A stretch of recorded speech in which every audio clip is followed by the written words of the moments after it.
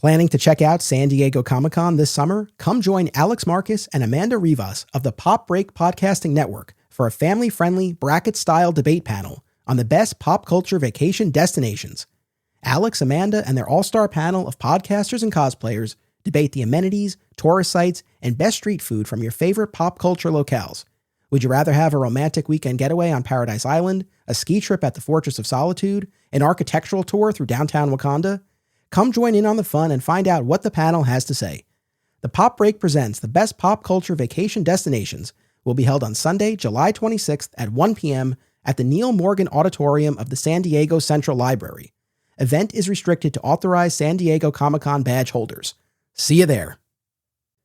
This podcast is an affiliate of BCW Supplies. The next time you need to restock on comic book bags, boards, boxes, and more, be sure to use promo code FSP to save 10% on your order. That's FSP for Flat Squirrel Productions. It helps support the show too. Thank you.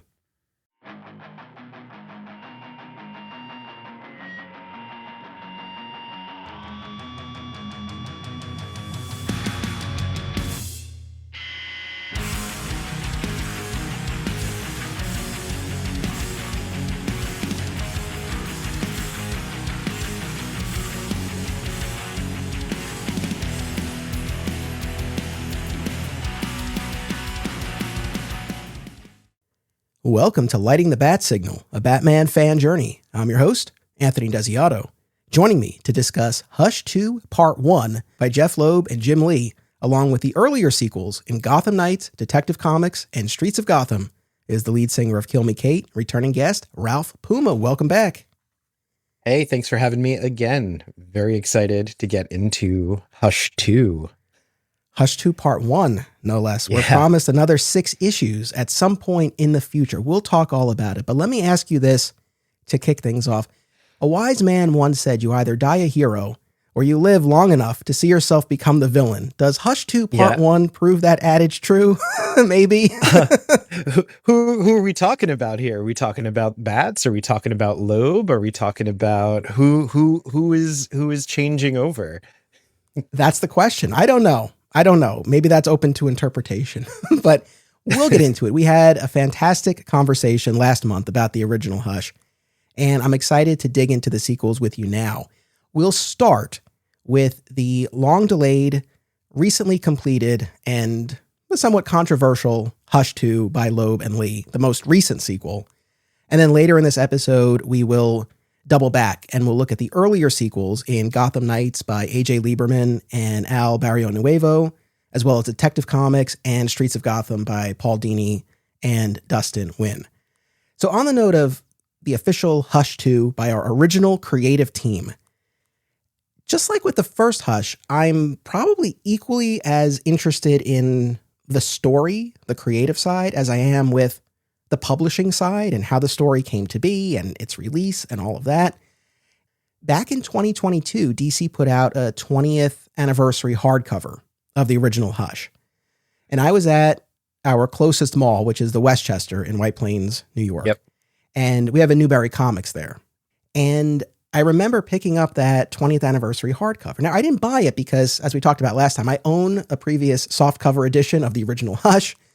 But I was reading them, and it's shrink wrapped, so I couldn't flip through it. But I was reading the description on the back, and it said that there's an all-new 5-page tale by the original creative team, exclusive to that hardcover. So when I went home, I pulled up the hardcover on the Ultra tier of the DC app so I could look at it digitally. And son of a gun, 5 brand new pages. Prologue, the aftermath. So it's this 5-pager picking up right after the original Hush, where Batman is searching the Gotham River every night, looking for Tommy Elliott, which builds right off of what we were saying last time about how it seemed to be a very deliberate choice. You never actually see Hush unmasked in the original storyline. And even when he goes overboard, Bruce is consumed with trying to get that confirmation and get some closure. And so you see in this aftermath story that night after night, he's checking, and he does find a lead-lined sunken ship. And there's this great note where he's like, oh, lead-lined. That might be why Clark missed it. So he's called in help. Ultimately, he doesn't find Hush, but we see Hush wash up on shore to be greeted by Joker and Harley Quinn. And they're holding him at gunpoint.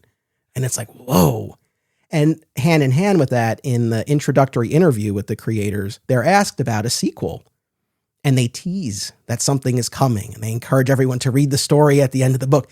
So I remember coming out of that and I'm like, oh my God, like this is actually happening? Now, it would take a few more years before Hush 2 actually came to pass, but that was the earliest indication I had that, oh, this is actually a thing. Yeah, that's awesome that you found out that way. That's so organic and like, it reminded me of like finding out stuff when you walked into a comic shop for the first time, like, kind of how I did with Midtown and, the original Hush, where it was these big posters and it was this thing that was coming soon. So seeding it that early is super smart of them. And, regardless of what fans may feel about it, this is an event, not in the sense of like a DC Comics, like, encompasses every comic book in the line event. It's an event for the fans. And I think that it shows with the choices that they're making, because with all of these choices, you have this kind of, it's something that's going to make the fans talk, whether positively or negatively. It's getting people to talk. Yeah, absolutely. So one last note just on that 5-page aftermath story. I enjoyed it. It felt very much in keeping with the original story, even though it was 20 years later. And I enjoyed it, and I felt like I was back in that mode. It remains a little odd to me that we end essentially on this cliffhanger of Hush being found by Joker and Harley. And unless I'm really missing something, that doesn't connect to any of these other Hush sequels. Well, I mean, you could take it to the very end of Lieberman's run. You could kind of pick up right there. If you were to go to that last few issues of Lieberman's run, you just do that, and then you're in it. You don't have to do the entirety of it. Hush is found by Joker. It starts with Hush and Joker at the beginning of that ending bit there, and then you're into Dini, and now Hush 2. I suppose. I guess I was just surprised. I had assumed that this new story that they did for the hardcover would relate in some way, shape, or form with the actual Hush 2 by that creative team. And maybe when we get the ultimate conclusion of this, it will. I don't know. But that still just struck me as a little bit odd. But nevertheless, exciting. And yes, to your point, it was a really organic way of finding out. And I don't have a lot of those moments these days anymore because I am following the news and everything. So that was really a lovely surprise. So the specific issues that we looked at, of course, were Batman 158 through 163. Now, as I said in the opening there, this was severely delayed. As far as the release dates, issues 158, 159, and 160 came out as scheduled in March, April, and May of 2025. Issue 161 was delayed a month. It hit in July instead of June. And then the delays became more severe. So 162 didn't drop until November 2025, and issue 163 didn't come out until just this past May 2026. So over a year after the first chapter of this 6-part story. Can I ask you a question about this? Because there is a little bit of like time things that I was feeling while reading this, because I started reading Fraction's Batman, and I know that these are kind of coming out concurrently. So they're on drastic sides of like, you're getting some old Batman here versus this very new and very different form of Batman. And somehow it's continuing after the main Batman books. I don't know why it's in number continuity. I don't know why it's not something that's like its own thing, like Batman Hush 2 number 1. Like, that's something that's confusing to me as someone who is just reconnecting with becoming, re-knowledgeable in what's going on in the mainstream in comics right now. So how did that, like, do you know any of that?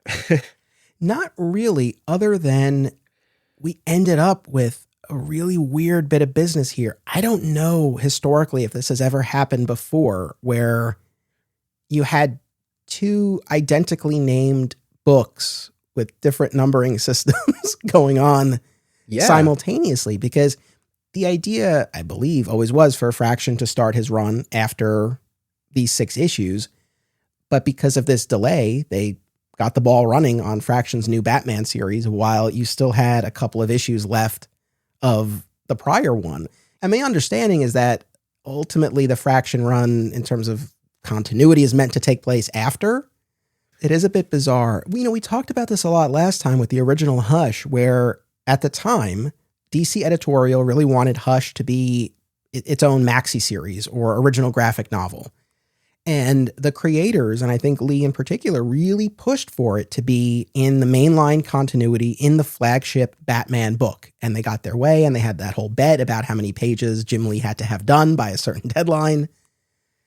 And I have to imagine there was a similar sort of push from Jeff Loeb and Jim Lee here, where they wanted it to be in the main Batman title again, recapture some of that original magic. And unfortunately, we know Jim Lee has spoken publicly about some health issues he's been dealing with. He's pre-diabetic. That impacted his ability to get these issues done. And he was, very apologetic about it. And obviously our hearts go out to him, and that's a difficult thing to reckon with. That aside, though, it is still one of those things. I still go back to that original plan that they had for that first Hush about making sure they had enough in the can where it was going to hit all of its dates. And I just wish that they had continued to adhere to that. Now, it's one of those things for you and me. I don't know how much of a big deal this is because we weren't reading it as it was coming out. We just read it in one shot when it was done. Yeah. But I have to imagine for people reading it month to month as much as they can, because it's not month to month at a certain point, that had to have impacted things a little bit. And on that note, we also have some audio clips by my buddy JJ Hodges. He's a fellow podcaster who hosts the shows for Comics Junkies and the Spider-Man Book Club. And we had a brief chat. I have some audio clips from him that I'm going to drop in, especially where I can kind of round out what you and I are talking about. And so the first clip kind of speaks to this idea of the momentum that was lost, at least in part because of the delays. So this is JJ talking about his experience reading this as it was coming out versus the binge style that you and I followed.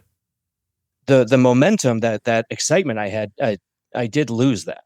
But it was also that the story itself wasn't grabbing me the way the first time around did, or the other Hush sequels did. I felt like I kept reading the same issue over and over again in a weird way. If we were going to do this and it was supposed to be this big event, it should have felt like a big event. And instead it just felt like a story that DC was kind of, all right, well, we got to finish it because we started it. You know what I mean? Like, it just didn't have the same energy. Okay, so on this note, we've talked a bit about the publishing side. Maybe we'll have more to say on that. But as far as the story itself, I don't think I am breaking any news here to say that this story has not been particularly well received. We can get more specific into the story beats, but the main thrust of these 6 issues is that Hush engineers a situation where Bruce has to decide whether to actively save the Joker's life or take no action and let the Joker die. Unsurprisingly to us, very surprisingly to the Batman family, Bruce decides to save the Joker's life, which puts him into conflict with and combat with the Batman family. So that's the main thrust of Hush 2 Part 1. Overall, how did you receive this story? The first time I read it, I think I had some strong feelings about some moments that I think most Batman fans would. Going through it again, though, I actually really enjoyed it. I had such a, good time. I reread it right before we jumped on here again. And the notes I have were mostly positive, and I even feel like we got to give them these last 6 issues because there's a lot more at play, and I still have a lot of questions that need to be answered. And I can't even give you like a full, like, this is perfect, it's a great story, or, they missed the mark, because they haven't finished telling it yet. And I think they're doing a good job when it comes to fan engagement. All of us are talking about it. We're here doing a podcast on it. People are out there arguing over it, and there's good reason for it. And I think it's working in the way that they want it to be working. Okay. All right. I was not quite expecting that level of positivity, but that's great. No, that's great. I mean, I love that we can have that perspective represented. Look, that's the thing. If all we were going to do is get on here and be like, this sucks, we're not accomplishing anything, right? Whether we like it or we don't, we unpack it, we get into it. So I'm glad that you had that response to it. I guess I'll say for myself, I've read it now, I guess 3 times. I did a pretty quick preliminary read before we did last month's Hush Talk, because I just wanted to make sure there wasn't anything that completely recontextualized the original Hush before we talked about it, Yeah. that there's like some revelation in this one and then it completely changes the way you look at the original, and there wasn't. So I read it quickly then, and then I've read it twice now in advance of this recording. I don't know that I got quite as much out of it as you. However, I mean, I went into each of those readings kind of armed with all of the backlash that I had been seeing online, and I read it. And I'm like, well, it's not my favorite Batman story, and I'm not getting as much out of this as the original Hush, but I definitely did not have as negative an experience as other folks out there seem to be having.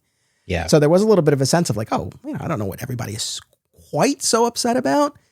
I will say once again that I think reading it all in one shot definitely helped. I'm sure those delays hindered the reading experience. Aside from just having that gap in reading, there's also the business where I was thinking about this. I feel like in the original Hush, I don't know how much time is meant to have passed over those 12 issues, but you felt like time was passing, especially after Bruce underwent brain surgery, and then there's some period of recuperation. Like I always got this sense that time is passing, whereas I feel like the events of these 6 issues happen in a night, 2 nights. Yeah, I mean, it's really, real fast. really compressed. I do think though, if you were reading this with a month or more in between, I don't know. You might sort of feel like you're spinning your wheels and we're not moving, but reading it all together, I didn't have that issue, if that was an issue that other people had. Yeah. And I mean, I felt it was a very satisfying Batman story. I don't think it's, it's not going to fulfill every need, but some of the artwork is absolutely incredible. Those first 5 pages with the Jokerized fish, and they're really beautiful. And I think that Loeb is trying to make up for the mystery aspect of the first one, because he's almost addressing all of our complaints from the first Hush. He's not upgrading all the villains. He's making his own upgraded villains. He's becoming even more fleshed out with the whispering. And there's all of these elements to it that I really am finding that they listen to what people liked and didn't like, and they're doing it. But they have it centered around these set pieces that are like untouchables to Batman fans. I suppose the roadblock that I ultimately hit when we talked about the first Hush, where we landed, or at least where I landed, is that the mystery there, those reveals of Tommy Elliott and the Riddler in the original story, not the most surprising or satisfying reveals, but they tracked well enough where I look back at that and it holds up to me more or less as a good mystery, not necessarily a great one, but everything held together. But what we really responded to in that story was that look into Bruce's mind, and yes, the tour through the Bat family and the Rogues Gallery, but more specifically, really getting a showcase of all of those dynamics, those relationships. That was what really made that story sing, along with the art. Here, we're really not in mystery territory. I mean, I really wouldn't call this one a mystery. There is this business. I guess this is as good a time as any to just give a spoiler warning. I mean, we're talking about the story that is still relatively recent. So if you have not yet read Hush 2 Part 1 and you don't want any spoilers, hit pause. But we do ultimately build to this revelation that Hush is working, because he's always got to be working with someone, apparently, this guy, that he's working with Talia al Ghul, of all people. And there are some hints along the way. He's dropping all of these chess references, and Bruce ultimately clocks chess was never Tommy's game. And this is too sophisticated, even for Hush. And there's a moment earlier on where Damian makes reference to his grandfather on his mother's side, being this chess master. So that there are some seeds there, but I didn't feel as I was reading this, like, oh, there's this big mystery. I don't feel like it was set up in that same way. So you don't, well, I don't know. I don't think he's working with Talia. Oh, well, we'll get to that. I mean, yeah, let's we'll get more into that. But I guess my point is, it's like, this didn't feel like a mystery in the setup the way that the original one was.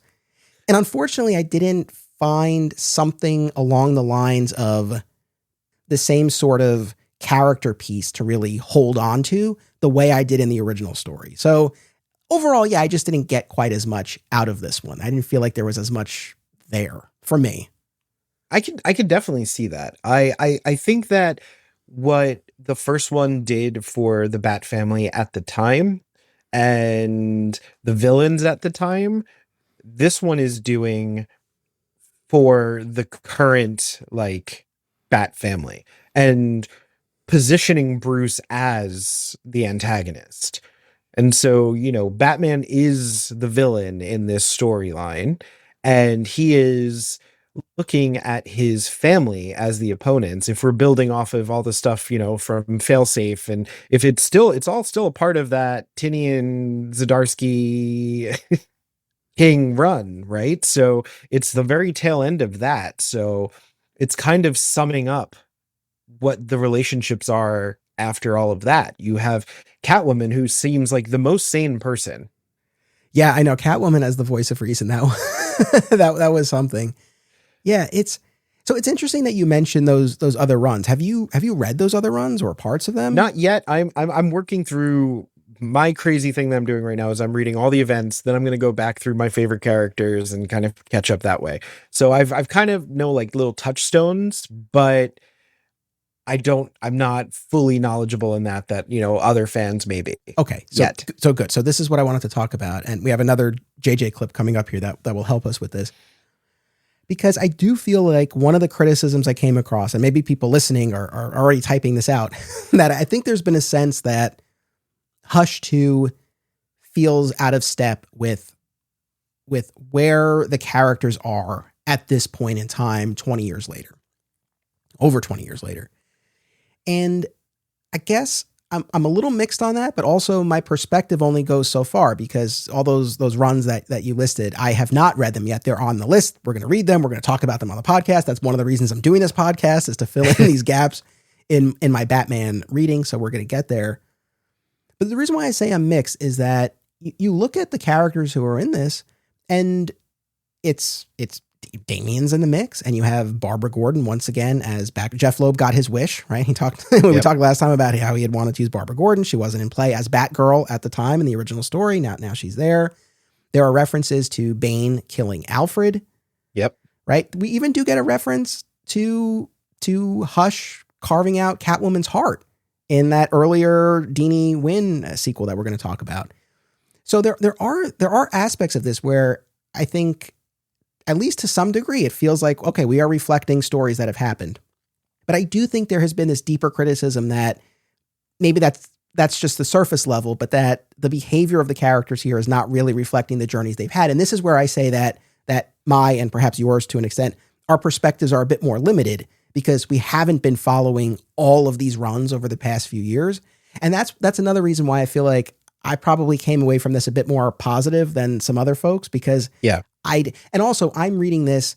I've just been in a sea of Hush content over recent weeks preparing for these episodes. Yeah. So all of this really does kind of feel like of a piece to me, but I think there's a little bit of not a little bit. I think there's a sense from other fans out there, especially those who've been reading the books. Maybe that's not the case. And so on that note, I want to play another clip from JJ that gets at this idea. Great. I felt like the story that they're telling should have been told 20 years ago. Like, this should have been Hush 2 in 2006 or 7, because the characterizations would have felt right then. And also, the debate about Batman saving the Joker's life, I feel like Three Jokers did this concept of Jason and Barbara's trauma. It did that better.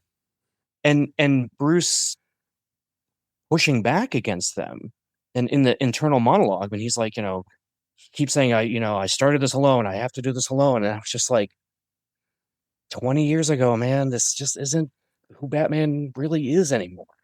I think there could be an argument made that the story could have pushed him into that, but I don't think the story did a good enough job of convincing me, the reader, that Batman was pushed into that. Before I get your response to that, the other thing I want to say, just piggybacking off of a point you brought up earlier about why this was in Batman 158 through 163 and not its own miniseries. I think that's one of the other things that I've seen bandied about by fans, is that this could and should have simply been a Black Label project that existed within the continuity of the original Hush storyline. And it's just a follow-up to that. You know, it's funny. I think the equivalent that I can cite is over in the Superman space. You had Mark Waid's Birthright maxi series years and years ago. And then much more recently, The Last Days of Lex Luthor under the Black Label imprint. And while it wasn't explicitly called a sequel to Birthright, it all but was. And I think there's an argument that that might have been the better vehicle for this, even putting aside all of the delays that we ran into in terms of Hush 2 Part 1 coming out. I think that maybe had that approach been taken, it would have alleviated some of these concerns that fans like JJ have brought up. So easy to look back in retrospect and say, oh, this should have been a Black Label miniseries, but maybe there's validity to that. But anyway, yeah, what's your response to what JJ brings up? No, he's 100% right. I felt that with Jason. When I was reading what Jason's one of my favorites. When he came back, it was a big deal to me in my, angry teenage years. I very much related to that character, and I've been rooting for him for all this time. So it felt like seeing him in a regressed state, which is why I asked you, like, when does this take place?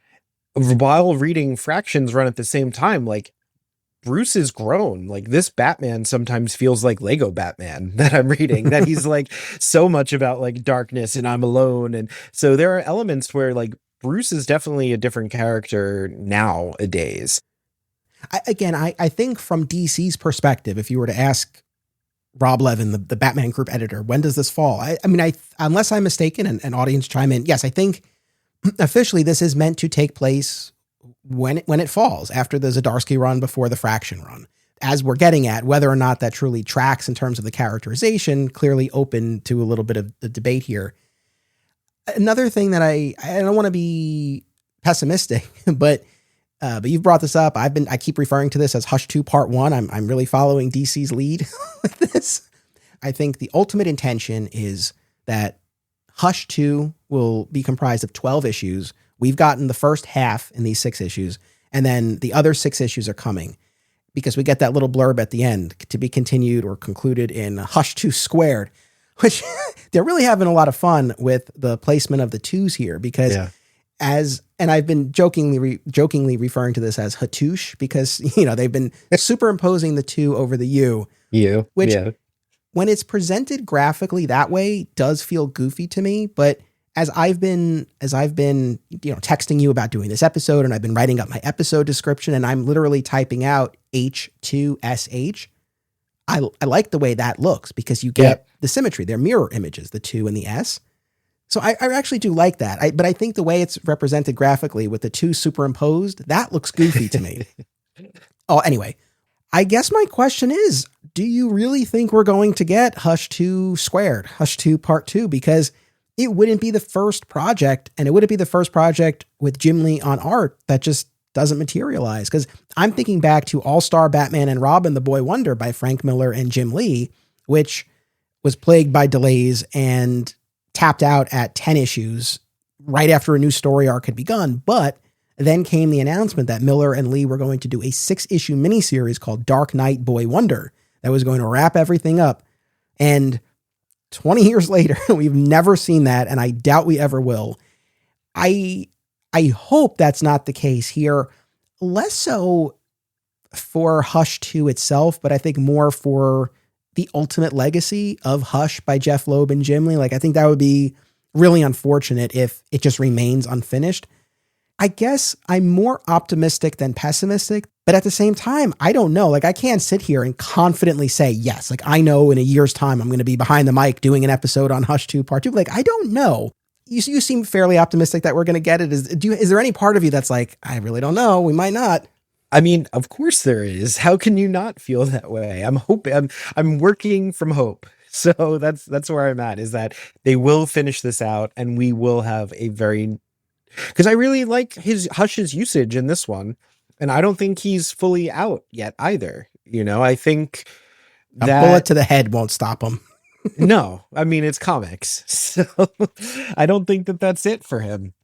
I really hope that they finish this out. I think it will be good. I think they are doing a very good job. And I know that that's not a popular opinion, and I'm not trying to be, devil's advocate or anything along those lines. I think that they are, this sounds mean to say, but like aging comic book writers and artists. They are the old guard. And so a lot of the stuff may not be up to date, but I think that their stories do still deserve to be told, and that they should finish out something that they created and honor that character, because I think that the usage of Tommy Elliott himself is decent in this. And I think that they added some nice, like, little bits to him, like the throwing of the scalpels and the whispering. There's like really cool elements they added to him, as like Tommy is like building his mystique like Bruce built his Batman. And I think that that really worked for me. Well, we've danced around this long enough, and we've already addressed the main setup for it, but let's get more particular about Bruce's decision to save the Joker. But I guess even more importantly than that, the creative choice to hang this entire story thus far on whether or not Bruce should save the Joker. I mean, this is one of those things, whether Bruce should kill the Joker, whether Bruce should save the Joker. I mean, this has come up. This will continue to come up in stories and discussions we have about those stories. So I don't expect this to be the the end of that. But yeah, I guess just what do you make of choosing that as the crux of this story? I guess you could tell from the way I'm asking it. I have some misgivings about it, but I welcome your thoughts. What's more argued about with comic book fans and non-comic book fans alike? You have people who say, they just kill the guy and he's done. That's it. It's over. The story's over. You don't have a Batman. You don't have a Joker, and there's everything's good. You can have that, or you can, go for the morality of it all, which I think Bruce wants, and he wants to rehabilitate. He wants to help these people, I think, in the long term. At least that's what they're showing with his character more recently. I don't think this Batman in this Hush 2 is there yet. I don't think he's figured that out, because, as I said, he has a little bit of a Lego Batmanism to him. Like, still, he's got like, I am the darkness, I am a loner. He's still like playing that game to himself. And Catwoman says it really great. She's like, for someone who's such a loner, you have a lot of strings to be pulled, or something along those lines. Well, yeah, she said that in the original Hush, and then she reminds him in this story that she said it in the original Hush. So Exactly. we had a nice callback there. Yeah. But I think that it's one of the most talked about aspects of Batman is like, why doesn't he just kill this guy? If we were to sit there and talk about like changing something in the Bat universe or doing something big in the Batman universe, you got to sit there and talk about all these aspects, these untouchable things that you're not supposed to do with the character, because that gets people to talk. And one of those things would be to, turn that on his head. Well, what if he doesn't kill him? What if everything that he's been, bouncing around with Gordon and bouncing around, within himself, you took it to the point where he actually had to save him. And that coming from Tommy is really satisfying, as like Hush just playing him like a little, like a violin, playing him like a game. Okay. All right. So a few pieces to this. It really is fascinating. And that's why, regardless of my enjoyment level of the story itself, which was fairly muted, wasn't where I wanted it to be. I wanted to love it, but I really enjoyed the process of talking about it. And there is a lot to unpack here. So yeah, to your point, there's a difference between the situation Bruce is presented with here versus, for example, in the original Hush. We talked about that moment where Batman comes out of the opera house, and it appears that Joker has killed Tommy Elliott, and Batman is prepared to beat him to death. And that's when Gordon steps in and says, no, there's a line. We don't cross it. We're better than him. Now, that's an instance where Bruce is debating whether or not to beat a subdued Joker to death. That's one scenario. What we get here is different. Like you were saying, it's this moral dilemma of whether to take the action to save him, to actively save him, which he does by taking Joker first to Leslie Tompkins and her not particularly well-equipped clinic, and then to the Batcave. I do have to say, one thing that did kind of help me with this, and I'm so glad we watched the Hush animated movie, because like we talked about, when you get to the end of that in the movie, what drives Bruce and Selina apart is that he has this compulsion to save people. Like it goes beyond I won't kill. In the way it's spun there is really, if there's an opportunity to save anyone, I am going to take it. Like in the climax of that movie, Riddler's about to fall to his death and take Bruce along with him. And Bruce refuses to let him go until Selina, cuts the rope. She's like, let's get out of here. So having that in my mind, I think did kind of help prime me for this, because this is a different spin on the typical, should Batman kill the Joker? This is now whether or not he should actively save him. And what I will say is that I still have some qualms about all of this. At least this was more palatable to me than one of the Kevin Smith stories. I can't remember if it was either Cacophony or Widening Gyre, but did you read those? So long ago that I've forgotten that. Real quick, but in one of those miniseries, there's a similar type of setup where it's Batman, Joker, and Green Arrow villain Onomatopoeia on the rooftop, and Onomatopoeia shoots the Joker and then takes off. And so Batman's choice there is whether to go after this elusive serial killer or stay and help the Joker. One guess what he chooses. Now, he stays and helps the Joker. But now that was a tough pill for me to swallow, given those specific circumstances, because it's like, there was a very active threat that you were letting go. Here, this is a different setup here. Like, there's not a ticking clock the way there was in that Kevin Smith story. So I think the setup is interesting. What I'm building towards is, I do agree with you that, like, if you're gonna do one of these stories that taps into something that's really core, that's really elemental to the Batman character and the mythology, this debate over whether to kill or whether to save the Joker, that can be a viable path. But I guess my question is it explored sufficiently here? Is there ultimately a satisfying answer for Bruce's actions that will make all of this pay off? Because it is a big question, but is the answer something that ultimately can be delivered and can be delivered in a satisfying way? It's still kind of up in the air for me, because it feels like an onslaught. Everything is happening so quickly. And by the end of whatever this is, night 1, night 2, however long it's been going on, like all we're left off with, Batman kissing Talia. So we don't have the answer yet. It's all the pieces are still at play. I don't think that it's complete at all. So I can't tell you if it's fully satisfying or not. But I don't think we get it in this for sure. But we do get everybody else's opinion on it as we move through the story, at least.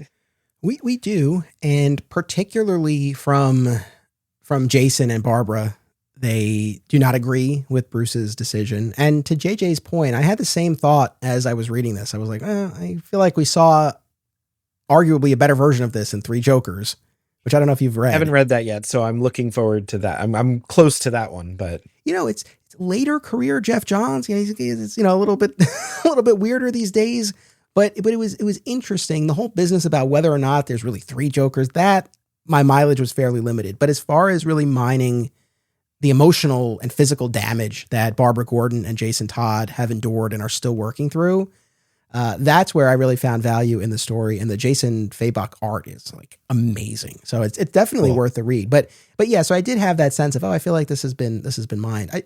So I agree. In theory, we're only reading half of a story that we're going to get a conclusion to. So I think you're right in terms of, yeah, I guess it's not fair to expect all of the payoffs now, because there's still more of this to come. At the same time, and maybe this is once again pessimistic Anthony Ramirez's head, but I hesitate. How do I put this? I hesitate to give too much of the benefit of the doubt to this mythical second half of the story. Yeah. Because we're not convinced we're definitely getting it. And even if we do, while I agree that I think the potential to land this plane is there, I'm also not convinced that we are going to get that satisfying payoff. So it's I know, yeah, that it's you use the phrase up in the air. I agree. I think that's kind of where we are in a lot of respects. So the other big thing, I don't think it's a shock. It's not a shock to us what Bruce chooses in terms of saving the Joker. I think that's in character, in terms of this code that we have seen him adhere to. There's also this business about not wanting to play into Hush's hands, right? Like to do what Hush wants him to do. Like this is a situation where he is being manipulated. So the fact that he's ultimately following his heart, following his code, but I don't know. I'm a little torn on this because what Hush actually wants him to do is what Bruce does because Hush's whole thing is like, he wants to show like, look, he saved this villain who has brought so much torment and sorrow into everyone's lives. So he is ultimately playing into his hands. But the fact that he makes this choice, it adheres to his code. So it's not a surprise to us. And I guess the question is, why is the Bat family so surprised? But then more importantly, this is what I was kind of getting at before when I asked about the creative choice to pin this whole story on whether or not Batman's going to save the Joker. Because you never get, at least in these 6 issues, an explicit articulation from Bruce, either internally or to the people around him, about why he's doing this. There is talk of what I believe in, but that's about as far as it goes. And like, that's one of those things where for the reader / for the Bat family, it feels like a lot of this could have been solved through an actual discussion. I think that the way that Bruce is acting in this, like his desperation and trauma is all that I'm reading. It's like his childhood friend that he had this ultimate falling out with, the panic of seeing an old flame, like an old friend. We all know that feeling of like, being in that, like, I can't go to this location because she might be there or he might be there. I can't do this thing but like that's heightened to like the nth level for Bruce. And he's just working from like traumatized child. And even Selina calls it out. Like, what are you, a child? Like, you can't let him win. You can't, but he panics the moment he cuts. He chooses the moment he thinks something's compromised and Hush is at play. Oh God, it's the same thing as last time. And he cuts all communication with everybody. Yeah.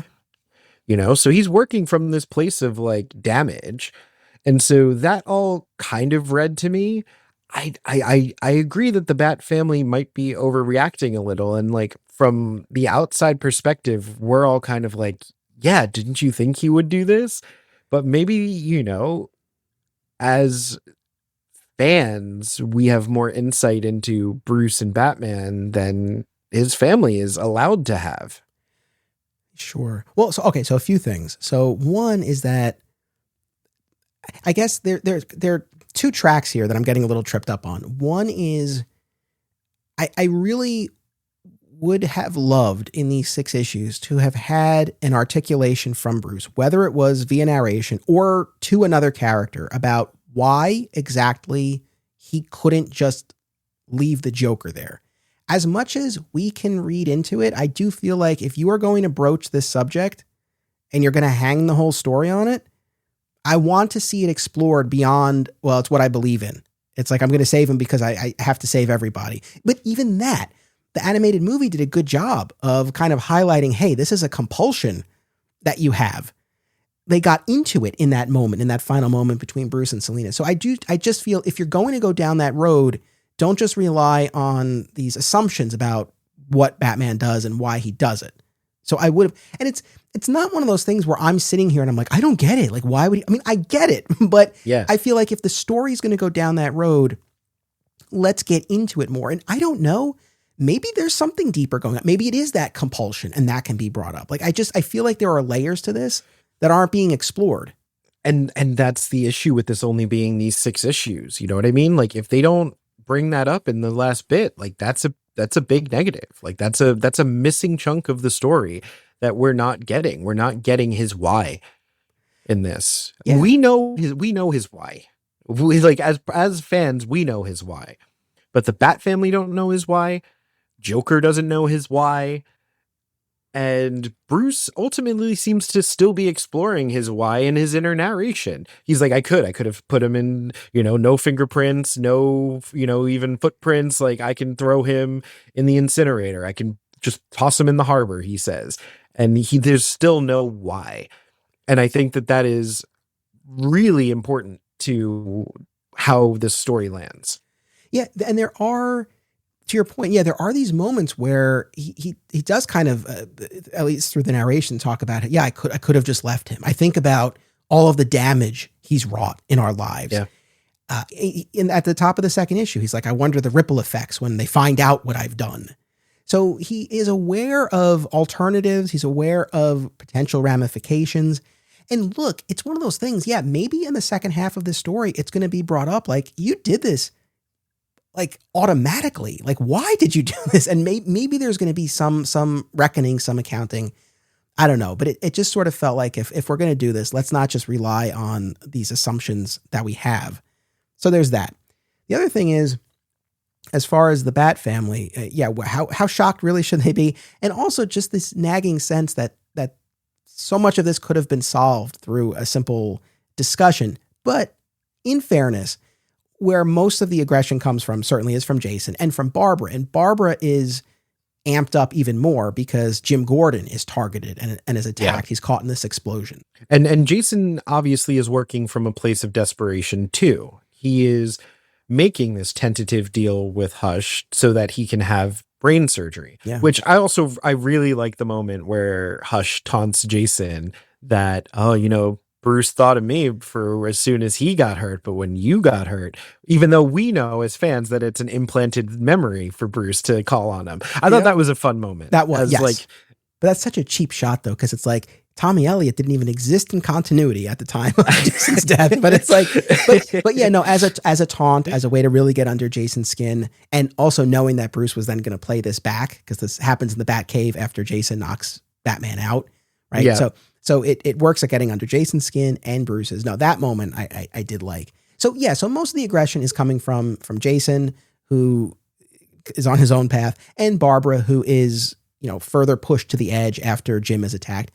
Jim, interestingly, the one voice here who is on Batman's side when Barbara reveals what's happened. He's like, well, he probably had a reason. And this is what makes us different. Same sort of ideas that he had articulated in the original. Maybe he's better than us, Yeah, that. So that's all well and good, I suppose. But I guess this is a good opportunity to drop in another clip from JJ, who did not have as favorable a view on the proceedings here, and took particular note or a particular issue with Batman's use of a gun.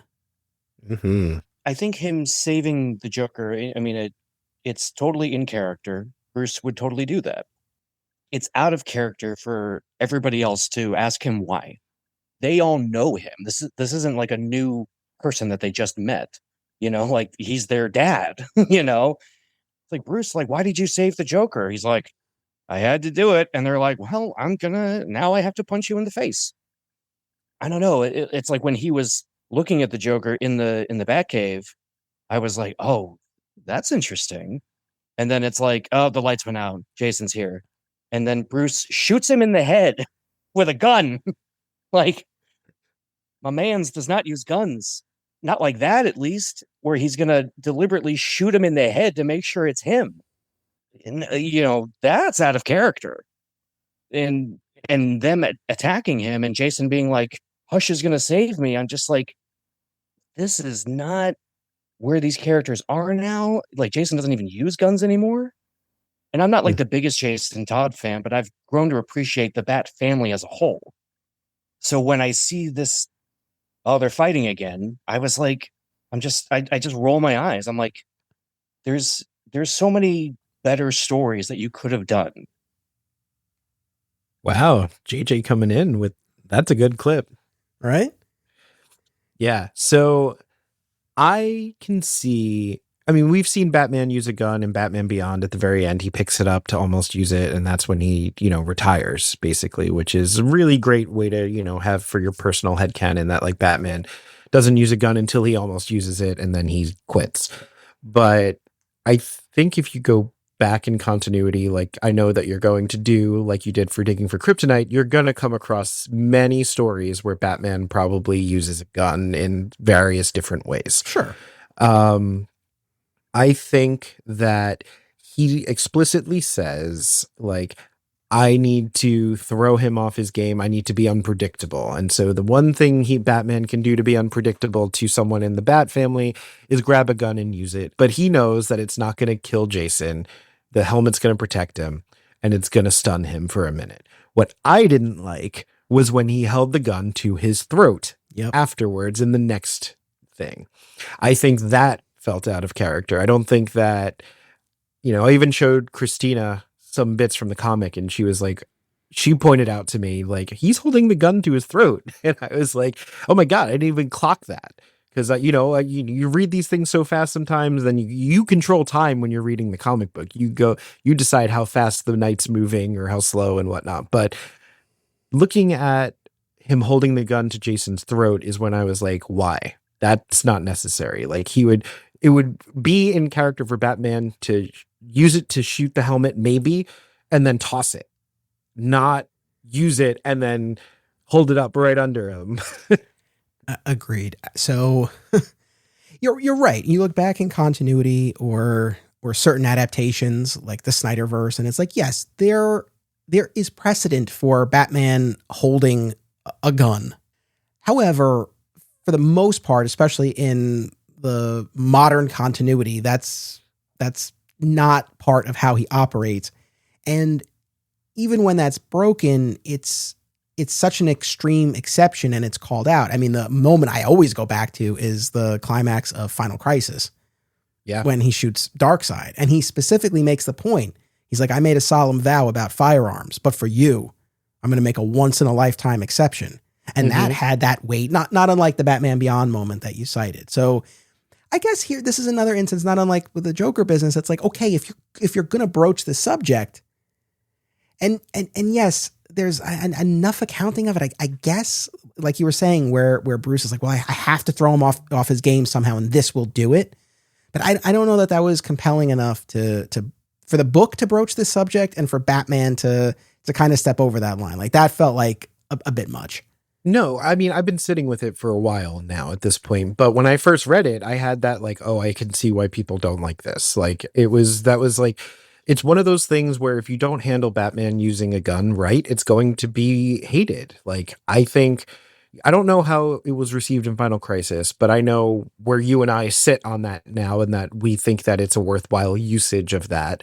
I read that and I was like, oh, this is why this comic isn't working for people. It's the first few pages of the second issue. Yeah.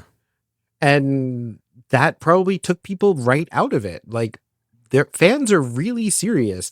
And I think even, kids and teenagers read this, and the Batman not using a gun is such an important part of like children reading comic books, I feel, as well. Superman's morality, Spider-Man's morality, Batman's code are all important things that we are utilizing this medium to pass down to children. So to be so cavalier with that is like not the best thing to do. Right. So now, even as I present this hypothetical, I'm sure even people listening, maybe they wouldn't go for this, but it's like, if there had to be a moment of Batman brandishing a firearm in this book, I think about, well, what if at the conclusion of these 6 issues, because we are going to build to this moment where Talia shows up and shoots Hush in the head. But like we're saying, I think he'll be all right. But what if alternatively, at the climax of the 6th issue, Hush was about to kill Jason, and the for whatever reason, the only means that Batman had in that moment was a gun. And he chooses to shoot Hush to save Jason in the way that he couldn't save him all those years ago, and to prove that he would do whatever it takes if he were put in this sort of situation to save his Robin. Maybe he wouldn't shoot Hush in the head, but the fact that he maybe would pick that up. Yeah. If it played out in a moment like that, I think there's more weight and there's more power to it. Here, Absolutely. it just felt too arbitrary. Yeah, I liked the you are the hero moment, or you are a hero moment that he has with Jason. But that, what you just said, is incredible. Like, I think Jason deserves to see that level of care from Bruce. And I don't think we've had, I mean, maybe we have, but I don't think something to that level is the only thing that would maybe turn Jason like completely off of this like track of like, why'd you save the Joker? And, you know, I would do anything to save you would be like, that would make that point so salient. It would be like a nice like button. And that would also, for these 6 issues, feel like closure into the next ones, Yes. which we don't have. So, you know, JJ had brought up the 3 Jokers, and I agree. I had that in my head as I was reading it. The other thing I had was Under the Hood, the Judd Winnick, Doug Mahnke story, which I love. We're going to be covering that. I'm excited to get back into it. It is one of my favorite modern Batman stories. Yep. And there's a moment in that just breaks my heart. And it plays out in the animated movie as well, if memory serves, where Jason is like, I understand why you don't kill generally, but how could you not make an exception once for the Joker after what he did to me? And so if the alternate ending to the 6th issue played out the way that I described it, it's like kind of conveying the point that, no, I'm not going to barge into Arkham and kill the Joker in retribution. But if I were in a situation, a life or death situation, and I could save you, I would do it, even if it meant breaking this vow that I've made, because that's how much I love and care for you. You know, something like that, I think, you know, would have resonated a lot more. So, but you know, we don't know all the behind the scenes. Maybe they weren't allowed to or whatnot. And this is the one thing that came through. But maybe, you know, on that note, though, it's funny because we talked last time with the original Hush about certain constraints. Like it was a negotiation about Bruce revealing his identity to Selina. Editorial was first like, no, you can't do that. And then the book started doing really well. And they were like, yeah, okay, you can do that. It's like Jim Lee's the boss now. So it's like, yeah, that's true. That is true. So like if Rob Levin was like, I don't know if this is working.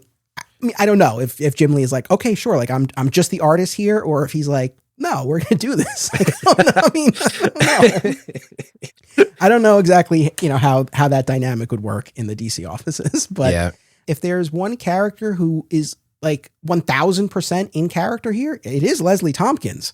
Oh yeah. I feel, and especially because in our second episode of this podcast, we went back through No Man's Land, and there's that key moment there where you see the pacifism, this pacifist ideology that she strictly adheres to the point where she risks her own life to save Zaz, knowing full well that when this guy wakes up, he's almost certainly going to kill her. And she holds true to her beliefs in that moment. So when Bruce shows up at her clinic with Joker, after he's had all of his arteries sliced open and is bleeding to death, courtesy of Hush, you know, that made sense that's where he would take Joker, and that Leslie would do what she did. I love that character. I'm really happy that she was represented, and I hope to see her in some of the, you know, movie media maybe one day.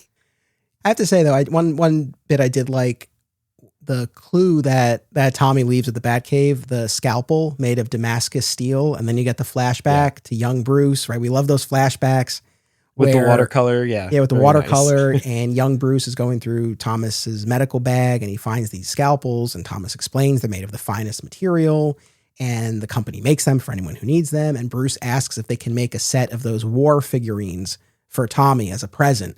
And then, of course, the Waynes died before that could come to pass.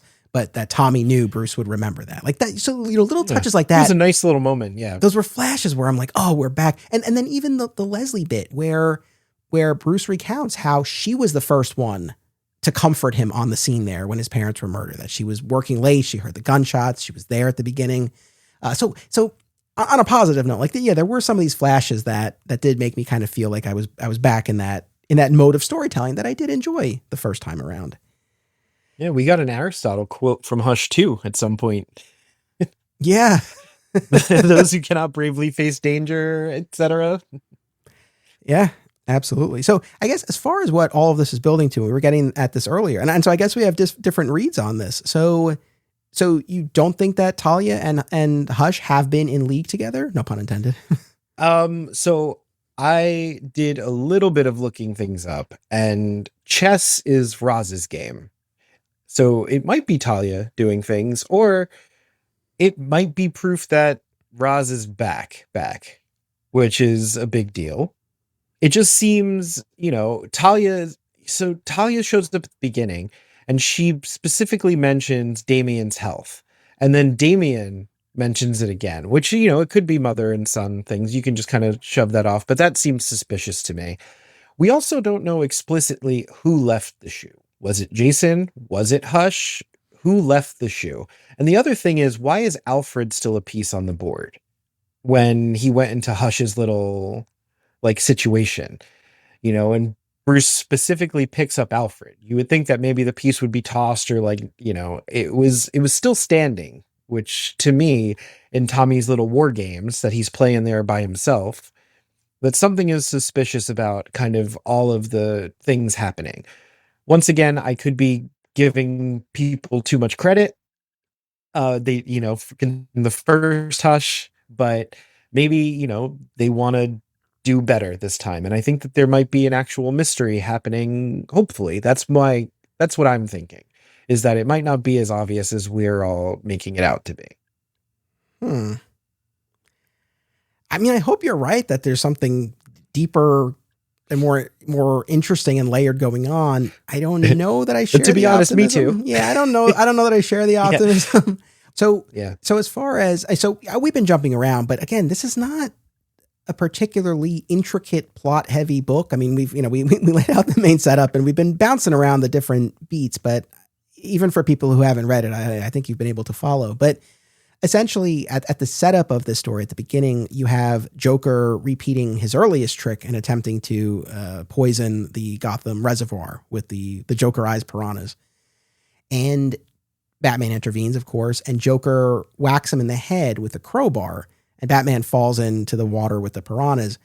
And then we have this business once again, not unlike the first Hush, where if the cowl is tampered with, it will let out either gas or an electrical charge. And so Bruce sets this off. But we find out a little bit later that there's a malfunction. And so not only are all of the fish electrocuted, but so is Bruce. And he wonders later in the Batcave, did Joker know where to hit him in order to cause that malfunction? So there's a little bit of that. But he also specifically says, why would the Joker go back to, yeah, he never repeats his tricks. That also has me wondering if Hush already has captured Joker and this is something else. But I don't know. Maybe once again, I'm giving too much credit where it shouldn't be due. Well, maybe it's that when Hush came up out of the water in Prologue, The Aftermath, from the anniversary hardcover, and Joker was there. Maybe they made some plan then that was finally coming to fruition now. I have no idea. I still would like that. I still would like that to connect. But while Bruce is unconscious in the water, you have Talia show up there. And to your point, she's like, well, I was here. Because there's this bit about him tracking, or about her tracking him. And she's like, well, I have a vested interest in the health of my son's father. Right. And I'm here to visit Damien. But so planting the seed about her involvement here and what else might be going on necessarily. And then we do have these references to chess throughout, and how that's not actually Tommy's game, but Damien's grandfather played it and all of that. And then as we build to the climax of part one here, where Bruce is like, oh, this is too sophisticated even for us, which is what? I still come back to this idea. Why can't Tommy Elliott be enough of a mastermind? I know. To put this all together. It's a weird... You call it the story. It's Hush. You call the story Hush. Make him the guy. Yeah, I don't get this. What? I mean, it's one thing to... As in the first story, he's manipulating all of these villains. Here, like you said, he's surgically creating his others. There's the character Silence, who utilizes these hypersonics based on Bruce's own technology that can... I really like how the panels are drawn there, though. Silence's panels, his power usage is really... The whole panel takes up the word. It's really nicely done. And then there's that genetically modified woman who's posing as a worker at Wayne Tower that Bruce encounters. So you have that bit. So Hush is doing stuff.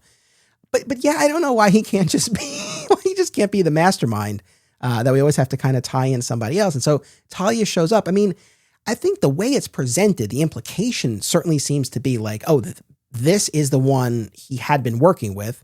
And she shows up right as Hush stabs Bruce, and specifically references his removing of Catwoman's heart in that earlier sequel. And then you have Talia enraged. She shoots Hush in the head, and then takes Bruce to a Lazarus pit.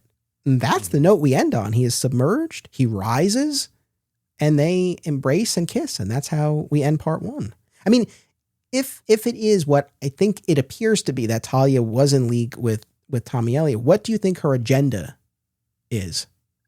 I don't know her why. I couldn't think of a why outside of, cutting off these ties to these fake family members. Right. That would be the only thing.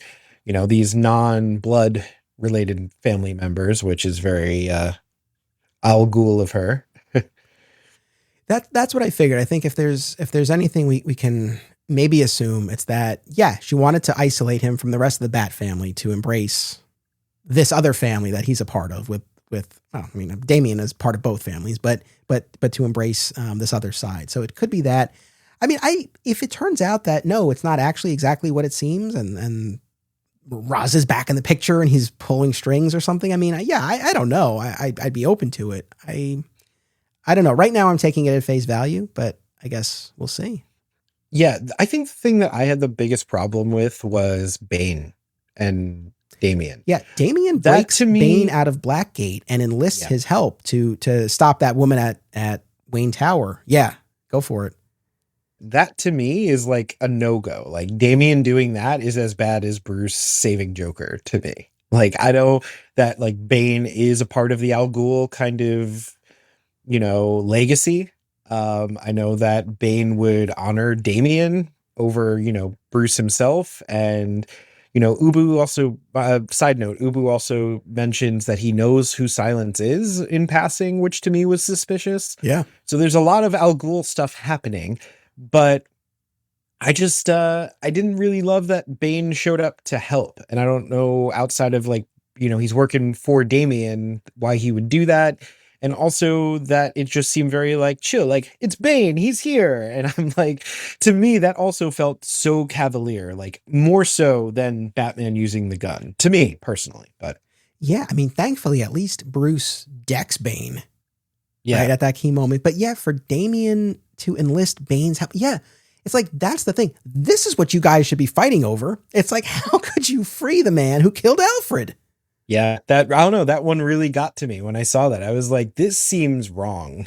Well, especially because it did not feel like the stakes were anywhere near high enough at that point in the story where it's like, well, break glass in case of emergency. We got to get Bane. Do you know what I mean? Yeah. Like, it's not as if this is it. This is their last recourse. So yeah, I agree that didn't sit right. And arguably that's the bigger sort of moral faux pas that they should be talking about. I did appreciate, as much as, we summarize this as, Batman versus the Bat family. I did appreciate how Dick in particular was trying to diffuse the situation, when he comes upon Barbara and Bruce fighting on the streets. And Barbara really was the instigator there. There's an explosion and set by Hush, and she does save Batman, but she like whacks him into a gargoyle and she throws him hard when they land. And she really takes him to task. And so they are going at it. To Bruce's point, she started it, but Bruce was continuing the fight.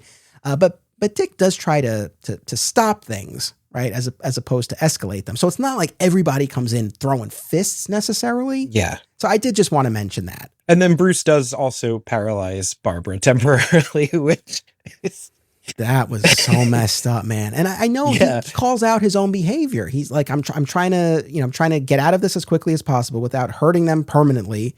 I know this will seem heartless, but yeah, he injects her with this paralyzing agent that he knows is going to make her feel like she felt when she was actually paralyzed.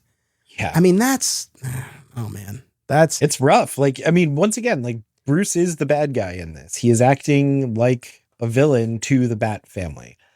And the only one who doesn't seem to have any issues with, like, Damien isn't having any issues with it. He just seems to be like a kid having fun with all these projects and how do you get the money for this? And yeah, that is a good point. I mean, that's the thing though. I feel like if you're going to do a story where Batman is the villain of the Bat family, I think you need a shift in perspective. Mm-hmm. Like, we're still getting this from Bruce's POV. Yeah, it should be someone else. I think there's another version of the story where, I mean, I don't know. I think that arguably could have played more effectively. The other piece here, you mentioned Bane.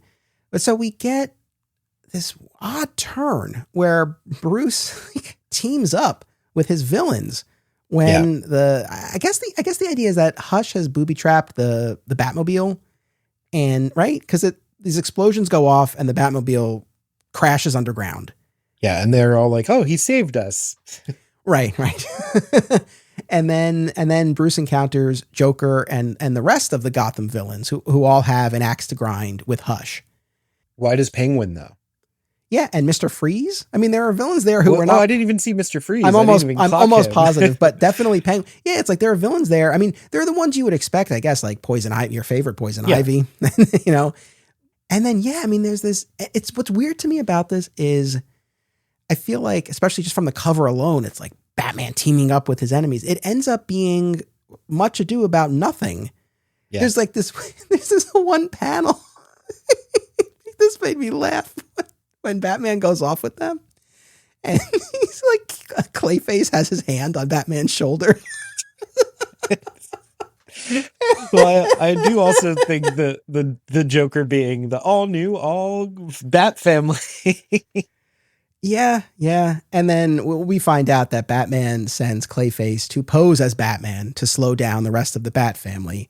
And then Hush and Jason and Silence, they show up, and Bruce turns himself over to Tommy, and Silence causes the rest of the building to collapse. And then the other villains are kind of out of the picture. So I don't know. It was a weird thing for Bruce to spend any time side by side with these enemies is weird in and of itself. And then it's over as quickly as it starts. It just felt like a very weird turn to me. Yeah, that whole ending piece seemed rushed, and then so much happens all at once. It's like, you get like 4, across the page panels of the gunshot, the stabbed in the heart, the Talia, it's all like real fast. And then you end on the kiss and like it's over. So it's even reading it twice, I'm still like, what is like, that's why it needs to resolve. And I really, really hope it does, because it doesn't feel resolved. It really doesn't. Yeah, absolutely. Here's one more clip from JJ on the end. Her presence doesn't make any sense here, and I'm sure it'll get explained in the second part, but there should have been more to it, because there's just a lot of, Tommy doesn't play chess. Everyone's attacking me. I should just be alone. And it's like, we're getting like the same like 8 or 9 sentences instead of progressing the story forward. If it had just been condensed more, if it was just this 6 issues, which I thought it was going to be, I think if they had used their real estate better, it could have been a better story. Instead, everything just feels rushed and it doesn't get explained. And then when it was over, I was just like, well, that's it. And now I have to wait probably a year for the next, 6 issues, which ordinarily wouldn't be an issue if this story was as compelling as it could have and should have been, given the creative team that was behind it. A couple other things as we wind down on Hush 2 Part 1 here, but the Riddler. We haven't mentioned the Riddler, but he shows up at the clock tower and tips Barbara and Dick off about what has happened. And he appears rather physically imposing. And he is part of the Bat family intervention when they show up on the street to tell Batman to stand down. And then actually comes to blows with Batman. And then you find out Riddler's wearing this exoskeleton that Bruce is able to electrocute and shut down. What did you make of Nigma time here as it plays out? I think his usage was fine. I think they needed to have him in like some kind of important role from being such a big player in the original Hush. That worked for me. I didn't, that wasn't an issue to me, or it kind of was just fine. Okay. This goes all the way back to the beginning, but after he gets electrocuted in the water, Batman switches up his costume. So we move away from the black bat on the gray to the yellow oval look. Which do you have a preference? Yeah. I like both. I think I like most bat suits. There aren't any bat suits I'm like, oh no, not that one. Maybe like, Toys the Ice Climber Batman or something doesn't really sit well with me. Fair enough. But I guess it was cool to get to see Jim Lee draw that iteration, right? In a departure from the original Hush. So we had that I just wanted to mention. one last thing about Hush 2 Part 1 is just Bruce in the Lazarus Pit. I mean, this is not the first time Bruce has been in the Lazarus Pit or a Bat family member has been in the Lazarus Pit. Because I guess at first glance, I'm like, oh my God, this is huge. But then I'm like, well, this is not the first time. So I guess, yeah, you question how, if at all, the pit has affected him. I know that there's new stuff with the Lazarus Pit. I know that there's like different pits have different things now. As far as I'm not 100 on that. As far as I'm aware, you come out of the pit and you have a little bit of a madness to you. So we'll see how long that lasts. I don't know, like how fast the madness goes away, or if it stays in your system for a long time, or if we're going to get a little bit of a even more evil Bruce in the next bit of this Hush thing, where he's acting out even further, or if he's playing along. It's so up in the air that I can't tell you what it could lead to. Yeah, I mean, we'll see how this plays out, but I'm glad that we took the time to sort through what's been presented so far. On a positive note, what I want to say is Jeff Loeb also wrote a one-shot, Batman, Wonder Woman, Truth, with art by Jim Chung. And real quick here, this takes place right after the original Hush. And the idea is that Diana is loaning the Lasso of Truth to the Wayne Foundation as part of an exhibition. And it's stolen. And it turns out it's stolen by Catwoman. But the further twist is that Bruce had actually asked Selina to steal it to test the security measures. And you see that there's still some friction between them after their recent breakup, because again, this takes place after the original Hush.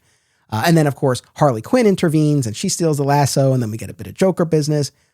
But I think the two main things I want to say, and then I welcome any thoughts that you have. One is that I think this shows the value of a Hush sequel by Jeff Loeb set closer in time to the original Hush. Like, I think this was the better space for it.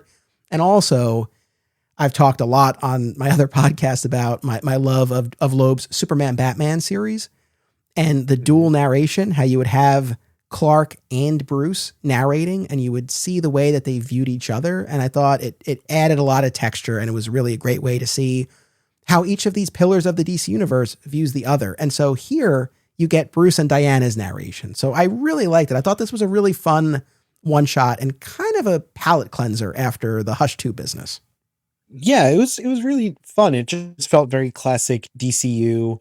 It resolves, because I can see, like, I see early Batman, and I'm saying early Batman as like pre-New 52, or I would say pre-Rebirth Batman, as different than post-Rebirth Batman for the most part. And that Batman is still kind of stunted, and so I can see him asking Catwoman as like a peace treaty, like, hey, can you come steal this for me, like as like his like way to like make up for the ending of Hush.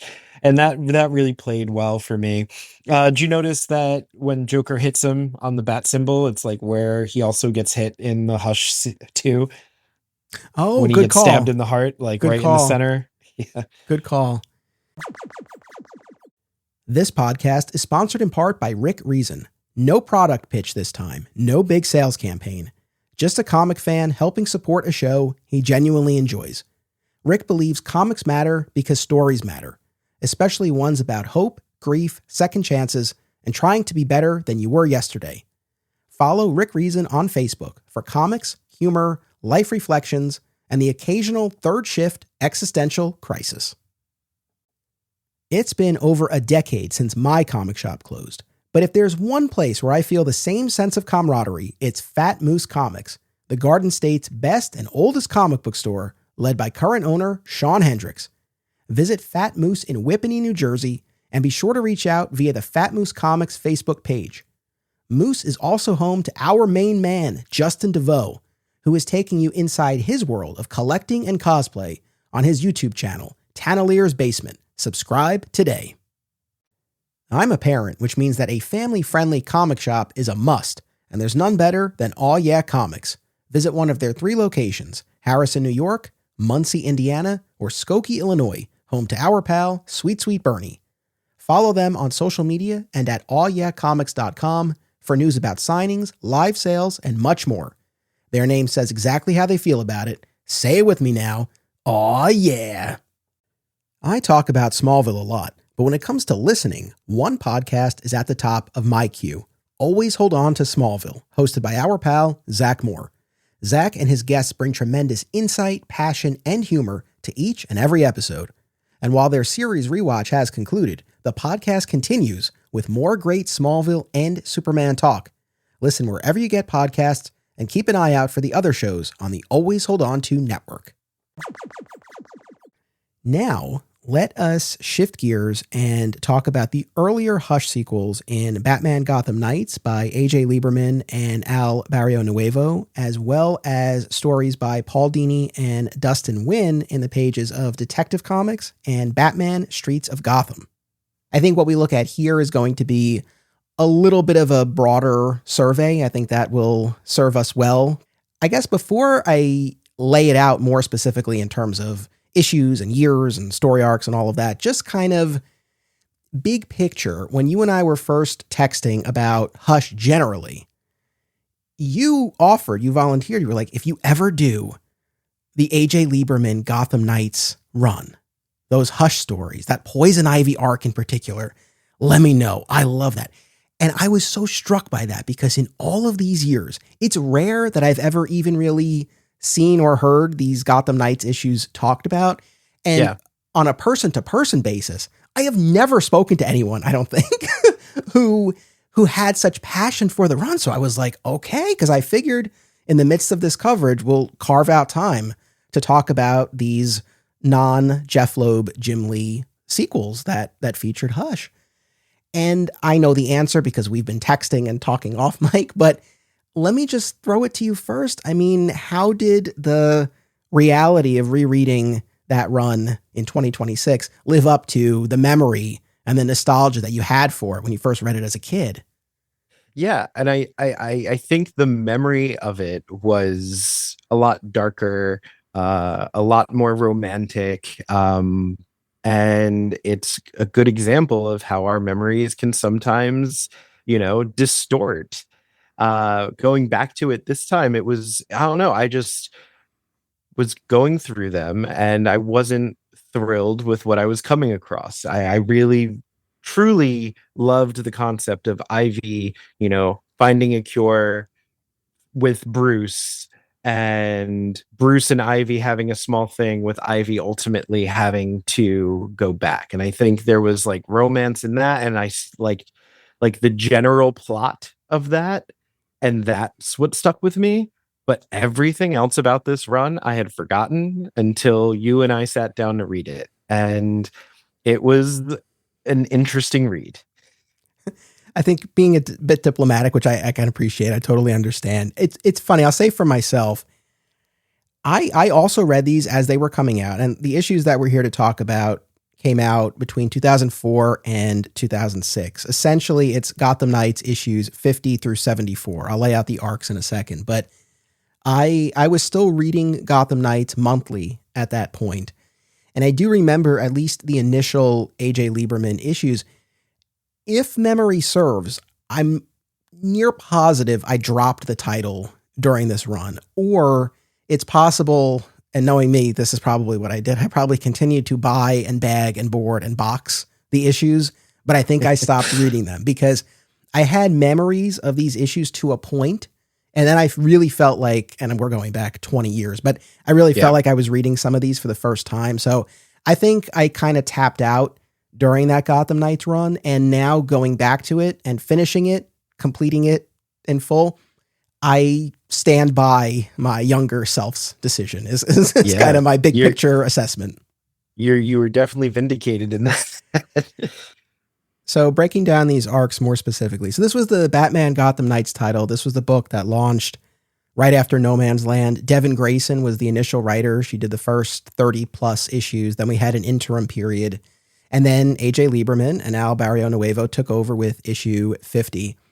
And so the main arcs that we looked at here, the first was Pushback, where Hush seeks revenge on Riddler, tries to kill Riddler, who enlists the help and protection of the Joker. So we have Hush and Joker at odds here. And Hush himself aligns with Prometheus, of all characters, from the Grant Morrison JLA run. Then we have that human nature arc that you were referring to, Ivy-centric, where the orphans she had taken in during No Man's Land and who were living with her at the park, they start committing suicide. And she comes to believe that she's responsible for this and seeks to cure herself. Now, ultimately, there are these biological weapons engineers who are behind everything. And Hush develops this infatuation with Ivy and ultimately gets her to try to turn herself back into Ivy to stop the bad guys. But she dies in the process. Obviously, she'll be back later. But there's that. And like you said, there is a lot of Bruce, Pamela play there, which I agree, that aspect was intriguing. Then there's the Clayface themed Shape of Things to Come, where Hush tries to give himself the powers of Clayface and also frames Alfred for murder in the midst of this. And then the last two-parter, which ends very abruptly, I have to imagine they did not have a ton of notice that this title was ending, is called Payback. And it's the sequel to the Hush Joker battle, where Joker actually abducts and neutralizes Hush and implants a pacemaker in him. And we end on this rooftop confrontation between Batman, Joker, and Hush that just sort of stops as the book ends. So those are sort of the broadest strokes of the issues that we looked at here. I will say, I really like the art. Yeah, the art is incredible. I think the cover art, the interiors, everything about the art on this tells its own story in a way. Yeah, absolutely. And by the way, all of these issues that I'm talking about, as well as the Paul Dini Dustin Nguyen issues that we're going to talk about a little bit later in this segment, all of these are included in the Hush Saga Omnibus.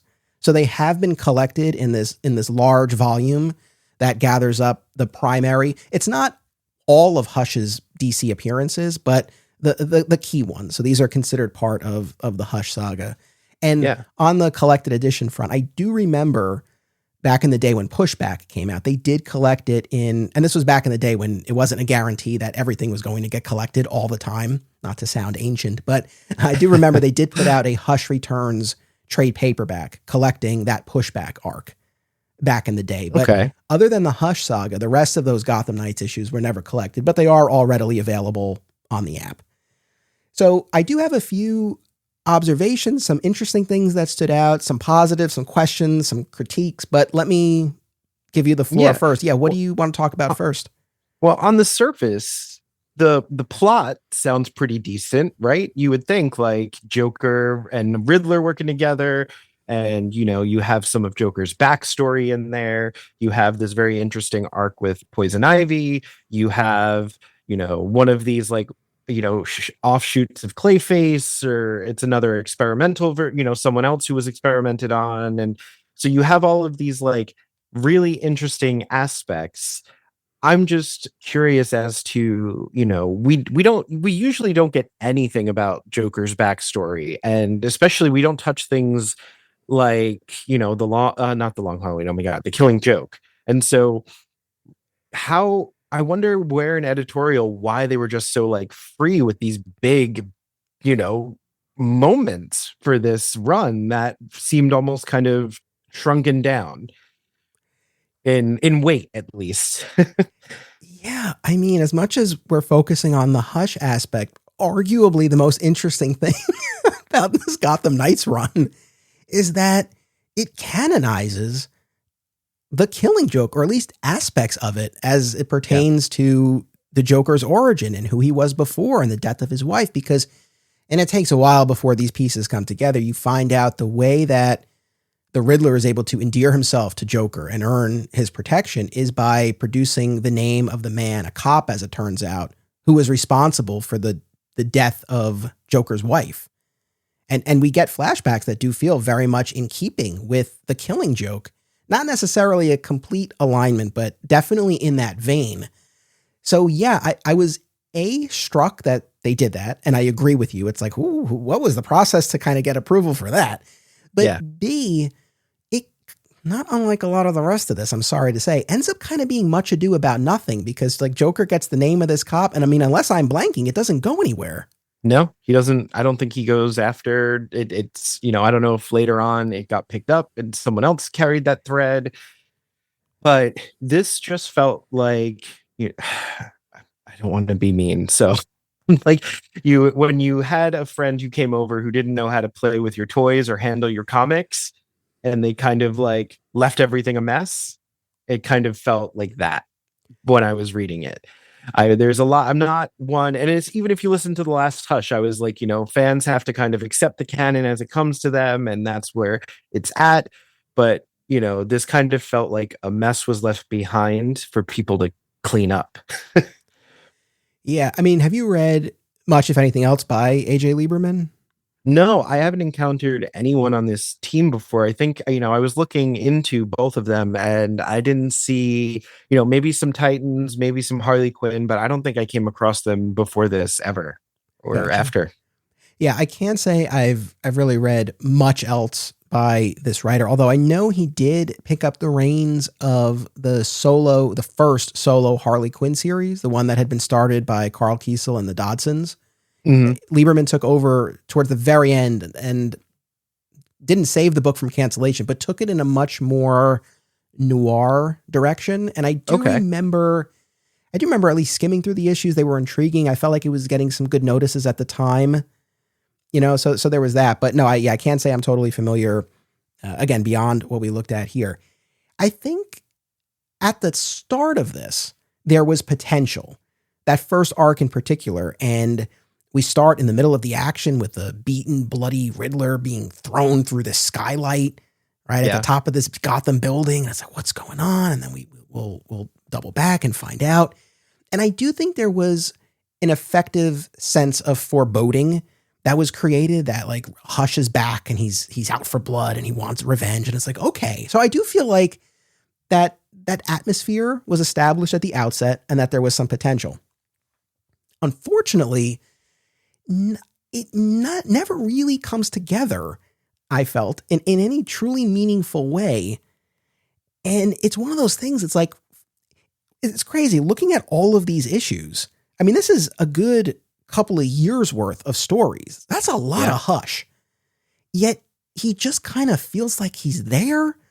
And I don't know what new insight we really glean. And I have no idea the behind the scenes of this on the creative side, on the editorial side, higher up at DC. I don't know. I don't know if any information is out there per se, certainly none that I've ever really come across. Again, this was not the main Batman book. Like, this was one of the kind of satellite books. And it's interesting to me that they gave who was then a big new character the spotlight to the extent that they did.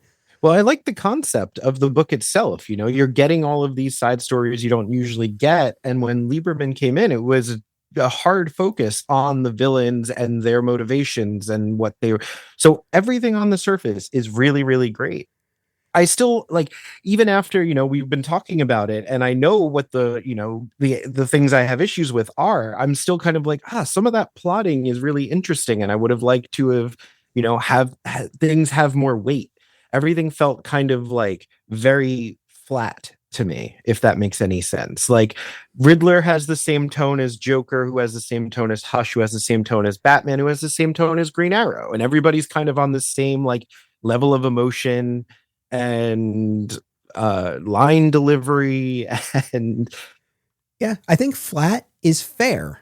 What I was thinking as I was reading this, like I said, I don't know the behind the scenes of this, but it kind of reads like there was an appetite either from A.J. Lieberman himself or DC. Like, there was an appetite somewhere. You got to do something with Hush, right? Hush was in this huge storyline. We want to capitalize. Maybe his presence will lift sales on this book that probably wasn't performing as well as Detective and Batman, right?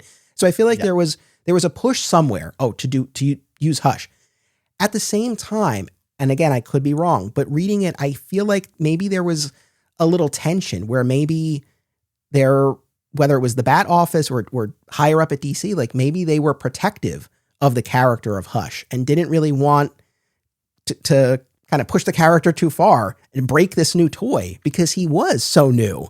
And so maybe that's kind of why this ends up not really going anywhere. Like, I feel like that might be happening, but I could be wrong.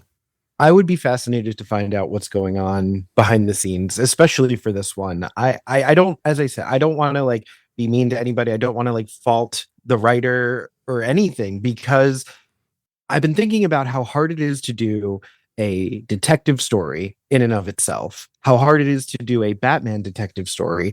And if we count Hush as kind of this like, negative Batman, like this reverse Batman in a sense, especially how they're trying to portray him throughout all of these and Paul Dini's run, like, how are you going to outsmart a detective story, a Batman detective story, and tell it from that perspective? So it's an impossible task, especially if you're on a deadline, especially if things are being, kept from you.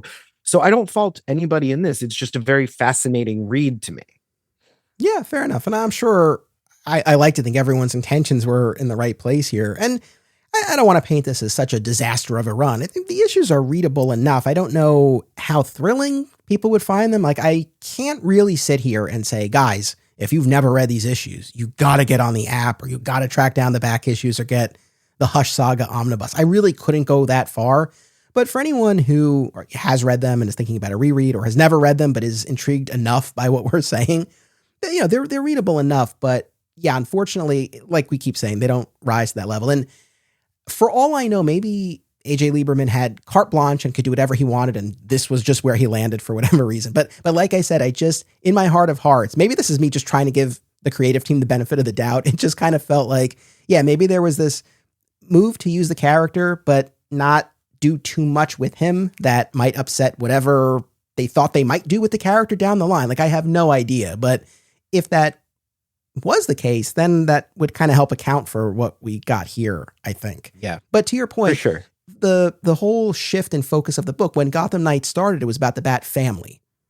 That was sort of the thrust of the book. And then, yeah, by the time we get to this point in the series, now the shift is more to the villains of Gotham City. And yeah, that in and of itself could totally work. I don't think it exactly does here, but the idea of it, definitely intriguing. I'll say, kind of honestly, I think this is the last thing on my list from the Gotham Knights stuff, and anything else you have, of course, I want to hear. But I guess the other big thing that was kind of intriguing to me, but this also kind of ties back to the memory I had at the time. There is a moment in that first arc where Alfred is on a ship. He's been abducted by Hush, and he comes upon a chained up, imprisoned Tommy Elliot. Yeah.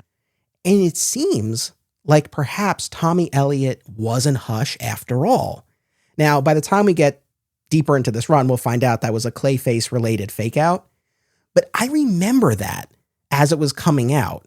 And like I said, not having read the full run, I think I probably came away from this era maybe still having some question marks about Hush.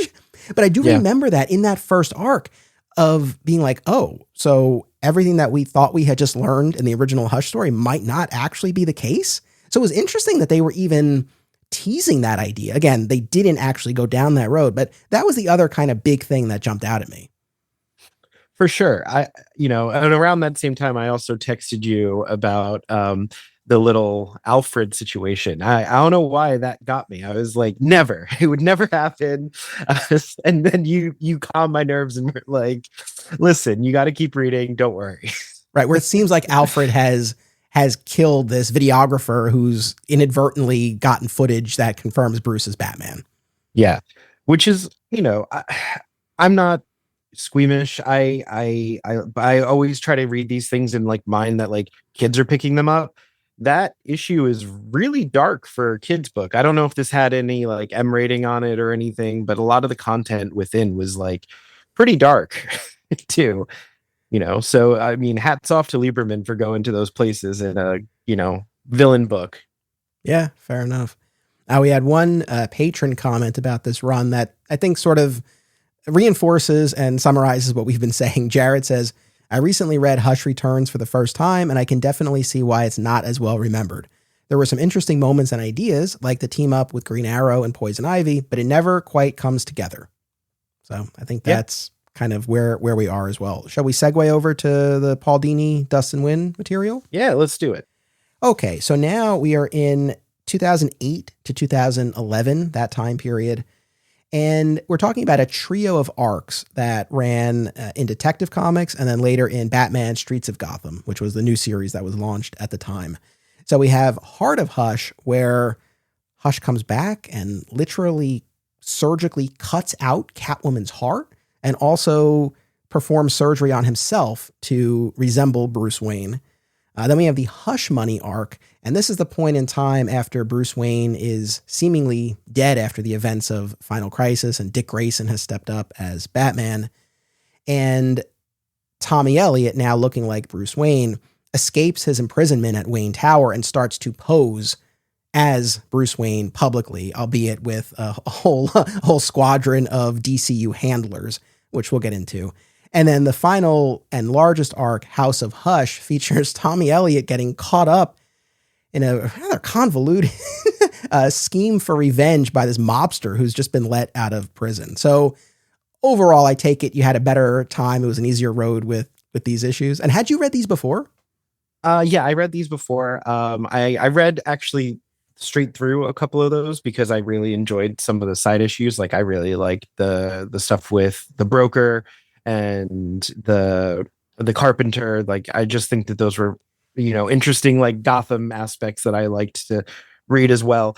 But yes, I do love these. They really do feel like that Batman the Animated Series still. Like, you can especially that last bit with the mobster, you focus on this mobster character, which you don't get a lot in modern, Batman stuff. At least at that time, I don't think there was a lot of mobster stuff, because to me, going back, that was new as a fan. Like when I came in, the mobster stuff was pretty much not really as prominent, and it slowly started coming back at various times. Gotcha. Yeah, I definitely overall vastly enjoyed these stories. I think I do still hit a little bit of a wall when it comes to Hush specifically, and this might point to a larger question about his usage and what role he could or should serve in Batman stories once you get past that initial story. But overall, I did enjoy this run, and it's funny. I think based on our offline conversations, I think we had a similar experience with this, where as the Paul Dini run was coming out, first on Detective Comics and then on Streets of Gotham, I was not feeling the Morrison run over in the main Batman title.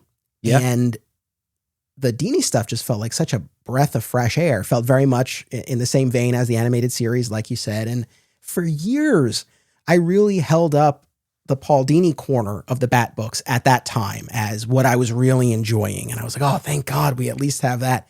Well, now I've really come all the way around, and I've gone back to that Morrison run. I love it now. Honestly, it's my favorite long-term Batman run by a creator. Yeah. And I've got all three of the Omnis on my shelf. And at some point over the course of this podcast, I'm going to crack those open, and we're going to do a bunch of episodes. And I'm really, really excited. So my perspective has definitely shifted a good bit, but I do still look at these fondly, and I had a good time rereading them. And I am grateful to them for the role that they served when I wasn't quite ready or able to access the Morrison run, that at least I was still getting my Bat fix back in the day around the time of Final Crisis. For sure. I'm like right with you on that. Like I loved this stuff, and going over to the Morrison books, I was like, what is this guy? What is he doing? Why? And now, I took the time and effort to learn how Morrison worked, and I listened to his, Fat Man on Batman podcast, where he talked about his full, scope of what he envisions Batman as. And I went back to it, and it just made so much sense. And it's such a beautiful run. And I can't wait to go back to it again as well. I've been thinking about that one a lot lately, especially with how I've been thinking about Batman as detective, which I feel we're not seeing a lot of, and which I don't mind. I like Batman in all aspects. And I actually was just reading the Fraction one, and I saw him, sit down with, Killer Croc, and it was really a nice moment, and, this newer take. But Batman as a detective story, I think that also really nails it too, the Morrison run, because it leaves you with this dirty noir feeling by the end of it, and the mystery of like who is who, and Joker masquerading as this person. And I think it's, so this coming into the Paul Dini stuff back then was, as you said, a breath of fresh air. It was really nice to get away from that heady stuff, but I've completely swapped on that. Like the Paul Dini stuff, it's good. It feels like the animated series, but I don't know. I personally, as a reader, want meatier content. Yes, 100%. So as far as what stood out, especially with respect to Hush here, I guess this cuts, no pun intended, this cuts both ways because there's more of an emphasis I felt here on the fact that Tommy Elliott is a surgeon. And like I Yes. said, he cuts out Catwoman's heart and he performs plastic surgery on himself. So on the one hand, I like that, right? It's set up right from the jump in Hush that Tommy Elliott is this world-renowned surgeon. So the fact that, okay, we're going to kind of see that manifest in what he does in his villainous capacity, great. And not that there wasn't any of that. That was certainly one of the ways he was recruiting the villains of Gotham, right? Or not even the villains, sometimes allies like Harold, the surgery he performed on him and the surgery he performed on Harvey Dent. So it's not like this comes out of nowhere, but I felt like they did amplify this here, which I liked. But then I say it cuts both ways because, and I welcome your thoughts on this, especially the surgery to make himself look like Bruce. Like, how did that land for you? Does that track from a character perspective, either what we saw in the original story or in terms of what Dini does here? Or does it feel like more plot motivated because we know we're moving to an era where Bruce Wayne is not going to be around and now we can have a story where he's filling in? Like, how did this play for you? I like it. I don't know much about being a surgeon. I don't know how drastically different each type of surgery is. I would assume my assumption is that they are worlds apart, and for him to be doing plastic surgery versus doing what did he do, brain surgery on Bruce, and I think those two things are vastly different, and I know that the brain surgery might be more complex, but I don't know if that means that you can do plastic surgery, especially on yourself. So I don't know, that's very comic booky. So I have to just put it in that box of like, all right, this is Batman. He's from Batman from the 60s. There's comic booky things that happen. So in my brain, I didn't like focus too much on it, though I did have those questions of like, why, how, I just have to throw that into it's a comic book box.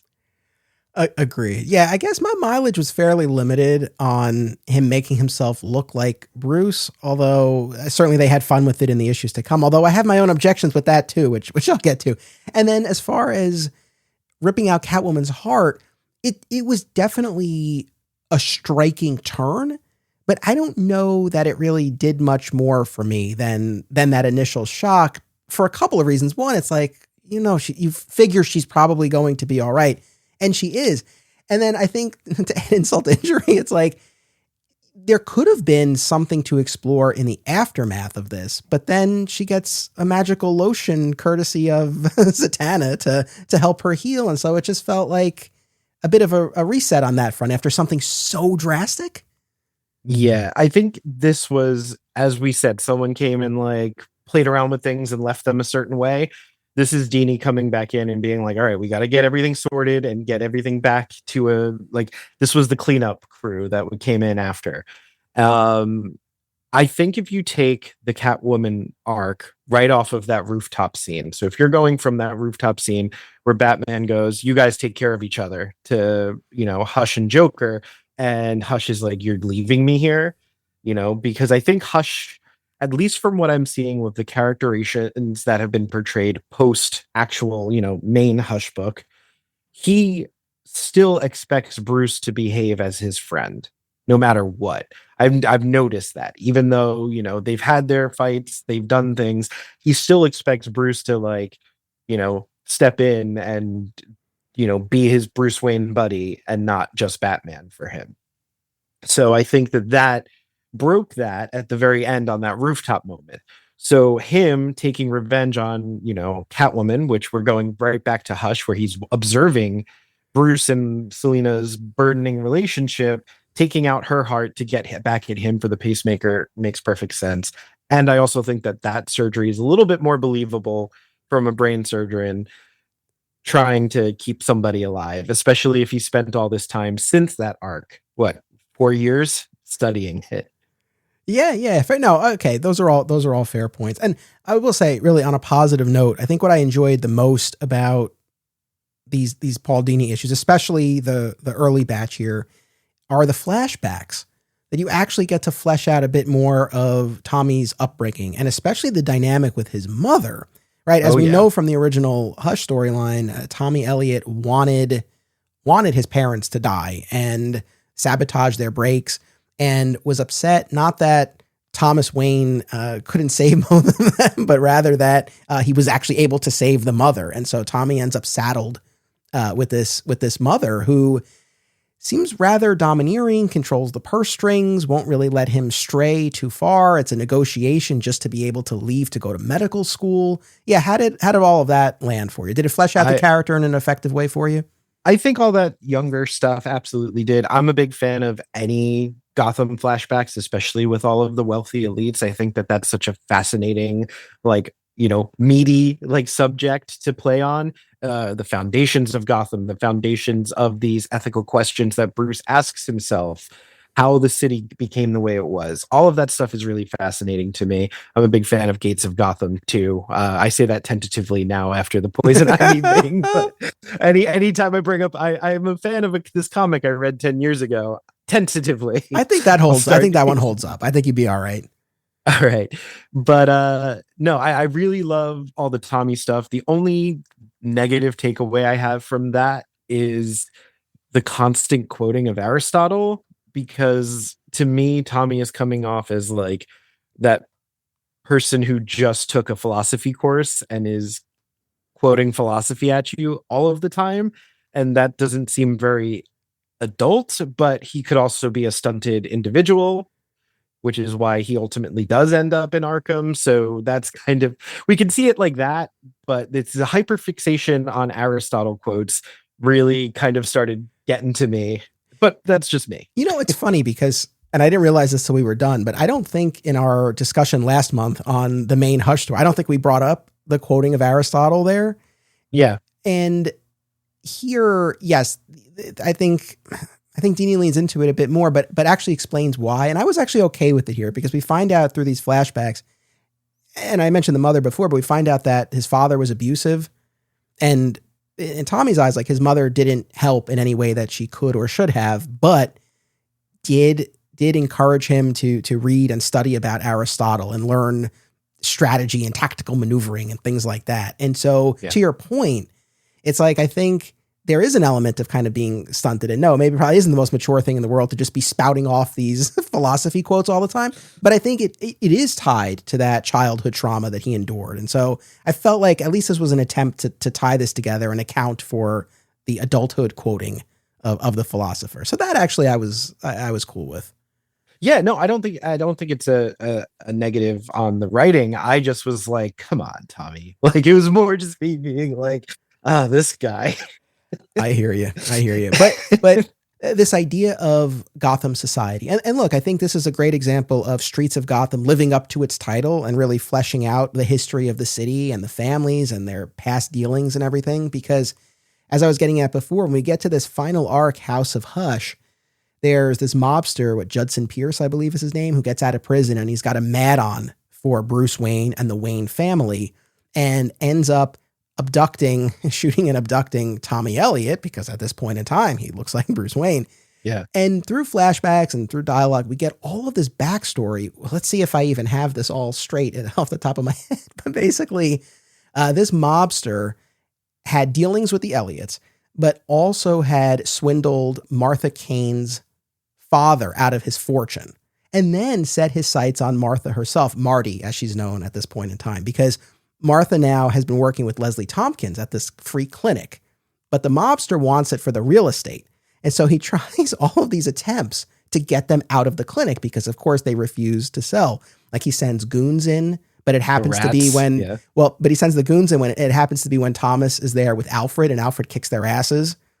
Right? I love that. That was great. And then there's another attempt where he employs Dr. Death, who infects this young child with a rat disease and sends him into the clinic. But once again, Thomas Wayne is there and is able to spot this, and they're able to get it contained. And then at the end, they just try to blow up the place. But who shows up? The Justice Society, because part of what we had seen in these flashbacks is Zatara was part of the Gotham High Society and knew the Elliots and knew the Waynes and all of that. Which is brilliant, because back at that time period, I mean, now, time is a little bit amorphous, especially with Gotham, being modern and in the modern age. Gotham back then is always kind of in that like turn of the century. Is it like late 1800s or is it mid 1930s? So it's all of that kind of combines into what forms Gotham as it is then. It's this like pre-time, before the modern era almost. And Zatara being a part and around all of these wealthy families is so important to even our history, because if you think about even the royals in Russia, they had Rasputin and we had Harry Houdini and we had all of, Aleister Crowley was hanging out with the elites. So it just reads so well. And it's such a nice, like, addition that Dini put in that like connects it to high society and even our world at that time period. Yeah, for sure. So, there was a bit much with the mobster's background and all of that, but overall, I did find it intriguing. And it's really neat. It's Yeah. a really clean, like, if you take it from beginning to end, it's a very clean, like, story. Like, everything's kind of back in its place, and we can take it wherever you want from there. Yeah, and well, by the end of that story, we have the villain Jane Doe slicing. I forgot off. about her, and what an awesome, like, I love that villain. Yeah, and ends up slicing off Tommy's new Bruce Wayne face and putting it on herself. And we end up with the faceless Tommy at Arkham to close this out, right? Yeah. So, yeah, again, overall satisfied. I want to double back because this business about Tommy posing as Bruce. So a positive and a little bit of a negative. So on a positive note, in the Hush Money Collected Edition, it collects the first 4 issues of Streets of Gotham. But before that, it includes an issue of Detective and an issue of Batman. I think that was the part of the Faces of Evil initiative. But a couple of issues that kind of teed up where we were going. And those were probably my favorite issues of all of this, where Tommy Elliott, we circle back to him. He's been defeated. He's in the process of committing suicide. Yeah. Right. But he gets found and taken in by these guys on a ship. And this is the point in time now, in terms of where we are in the DC universe, where Batman has seemingly met his end in Final Crisis. We had the business of Batman R.I.P. and Final Crisis, all by Grant Morrison. And so they see him and naturally mistake him for Bruce Wayne. And he sees an opportunity here. And I love this first issue in particular, where you see he's able to borrow a few bucks from these guys. And then he goes to a drugstore and he gets himself cleaned up and he gets just enough money to get into one of these high society clubs. And then he latches on. And he knows he has his own knowledge of how the society itself works and how people view Bruce Wayne. And he has like, that is where his usage should be. He should be like, and I think that had we had a little bit more Hush doing Hush things before this Bruce Wayne arc, it would feel just a little bit more deserved, but they had to kind of rush to it. But it really shows the point of like where Hush is great. And it's this foil for Bruce. More so than the Joker, more so like this is Reverse Flash for his Flash in a sense. Dude, 100%. Like out of all of these issues that we looked at for this segment that we're recording right now, I think that single issue where you see him assuming the identity of Bruce Wayne piece by piece, probably my favorite. And I agree with you. Like I think that's the mode for this character. Because you are trading on his stature and his knowledge of the society and all of that maneuvering. I think it works great. And so at the club, he latches on to this wealthy older woman who's always going to be interested in Bruce and ends up murdering her on her yacht and taking what she has. And then he's traveling the world and going to these various companies that Bruce Wayne owns and getting these like cash loans, essentially. Ultimately gets taken by Catwoman and then the Bat family. But that was so much fun to track his journey. Like easily my favorite single issue of what we looked at today. And that's how you get a character on your side when you're working on something. You get them to their lowest and you have to have them work their way out of it. He was about to kill himself and now he has to, he got a glimmer of hope and that hope took him all the way through this journey back to the beginning, in a sense, losing that Bruce Wayne-ness that he got a taste of, which would make him even hate Bruce Wayne more, I would imagine. Yeah. Oh man, I wanted more like that, but I really enjoyed it. Now the the complaint, I guess, maybe this is more of a nitpick. I can get over this, but the Bat family nabs Tommy. They put him up, they imprison him at Wayne Tower. But ultimately, he escapes. This is when Firefly is making his attack. People are bursting into flames. Tommy makes it seem like it's happening to him too, but it's a ruse. He gets out there. Mhm. And then he makes this public spectacle as Bruce Wayne about all the billions of dollars he's going to give back to the city. And so at that point, okay, intriguing. The fact that the Bat family allows this to continue, and I know they account for it in story. There's the sense that the public needs the hope and the goodwill that quote unquote Bruce Wayne personifies. I get that. And I also appreciate the safeguards they put in place where it's like, okay, you're going to be out there. You're going to be the public face while the real Bruce is gone, maybe temporarily, maybe forever. They don't know at this point. But they're surrounding him with this team of DCU handlers who can change their appearance and all of that. So, look, it fits together well enough, but at the same time, I just really can't buy that Dick and Damian and Alfred, like the whole crew, would allow this guy to be out there in any capacity, even with those safeguards. And the thing, this is where it's really getting nitpicky, but the thing that gets me is if you have DCU heroes who can alter their appearance to look like a bodyguard for Bruce Wayne, which is what we see. It's like, you could have them alter their appearance to look like Bruce Wayne and accomplish the same thing. That is a very, very fair point. But then you don't have a story. Like, I get it. But I did have that sense of like, I don't know that I buy that. But this, I like all of that. But I think it diminishes Hush to put him in this role and not give him Hush. Like, we have the Bruce Wayne, right? So now the Bruce Wayne is there.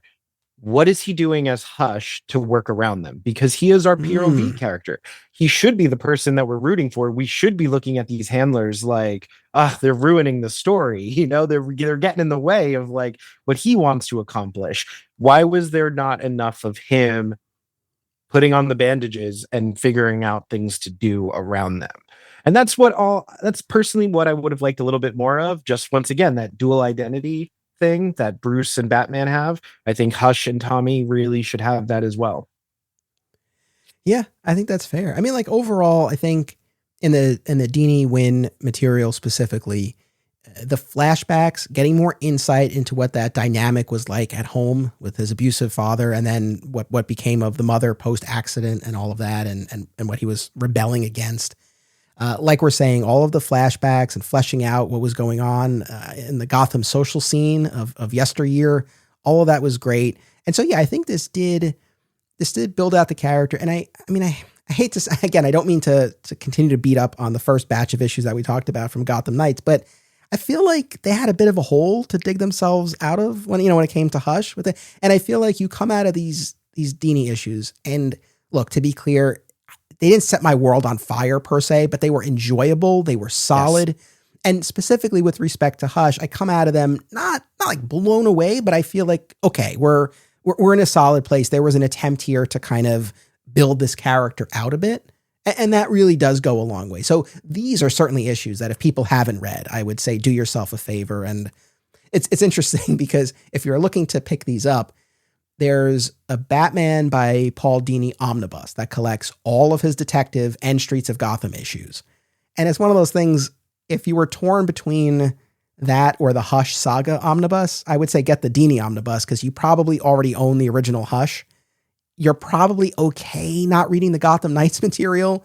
And while we're focusing here on Dini's Hush stories, all of the stories were great. So like if you were going to pick something up, I'd probably say get the Dini omnibus is my take.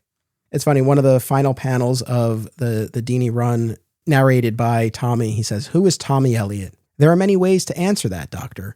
Tommy Elliot is a cipher, a ruined shell, a lost child, a distorted shadow of another man."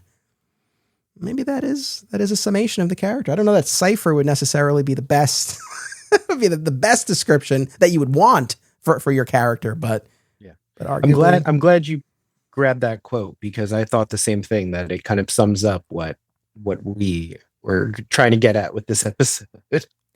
Yeah. I guess what I can also say in terms of just like what these what these runs show us about Hush, and I don't want to say whether he should be used. I think he should. I think this is a villain with potential. I think what Dini demonstrated is that you can move beyond like who is behind the bandages and the more of the, like the mystery aspect, and get into more of like what makes him tick and how he's going about his dealings, right? Because I think with that Gotham Knights run, even going back to that first arc, like I said, where they're now kind of reopening this question of, is it even really Tommy under those bandages after all? I don't know how far that gets us, once you get past that initial story. So I think kind of what Dini and Nguyen were able to accomplish kind of shows us, I think, up a viable pathway forward. Yeah, he is a master tactician. He should be giving Bruce a run for his money when he shows up. It should be a big deal. If you were to do like a Grant Morrison run or a Long Halloween or a long form story, he should be behind it all in one of those at some point for himself, not just, co-doing it with Riddler. Yeah, for sure. Last couple of patron comments. Once again, back to Jared. He said, I loved Paul Dini's Detective Comics run, and especially Heart of Hush, which feels like the true sequel to Hush. Dustin Nguyen is an unsung all-timer in terms of Batman artists. I totally agree there. And Paul Dini does some incredible work building on Tommy Elliott and making him feel like an actual character and not just a bunch of Machiavellian plots under some bandages. And Eric Noriega says, in Heart of Hush, I think that Batman's torture of Jonathan Crane is my favorite Batman scene ever. His complete lack of patience and ethics shows you what his feelings for Selina really are. And the Joker is gold. Oh, Johnny, what did you do? And Dustin Nguyen artwork, yes, please. I agree with all of that. I mean, the art is fantastic. You're a master. It's great to watch you work. Yeah, I know. Joker's gleeful delight in watching Batman just pound on Crane. Yeah, that was great. So look, again, I know we didn't do a thorough breakdown of every issue or arc. I think we hit the most salient aspects of it, especially as they pertain to Hush, for a little bit of a wider survey here. But I did want to carve out this time because we've talked about the mainline Hush. We've talked about the sequel by Loeb and Lee, Hush 2 Part 1. But I did want to make sure that these stories here were represented in our coverage. So I thank you so much. Is there anything else you want to say before we sign off? No, I think that's it for this one. Come at me with Batman stuff. I'm always willing to talk about it. I'm really in it right now. I want to get into this character's psyche and structure for all of how he works. So please write me. Right on. And this won't be the last time you and I talk Batman on mic. So I look forward to the next time we can do this. Thanks, bud. All right. Thank you, Ralph. Shout out to JJ for those audio clips. Audience, always appreciate you tuning in. Make sure you come back next time. And remember, it's not who you are underneath, but what you do that defines you. Support the show and receive exclusive content by becoming a member at patreon.com/Anthony Desiato. Rewards include our DCU spinoff podcast, advanced listens, sponsorship opportunities, and more. My sincere thanks to all patrons. Please rate and review the podcast via your platform of choice, subscribe so that you never miss an episode, and continue the conversation by joining us on social media. Links are in the show notes. Flat Squirrel Podcast is also home to Digging for Kryptonite, a Superman fan journey, a long-running weekly series mining Superman's vast mythology across time and media. Subscribe today.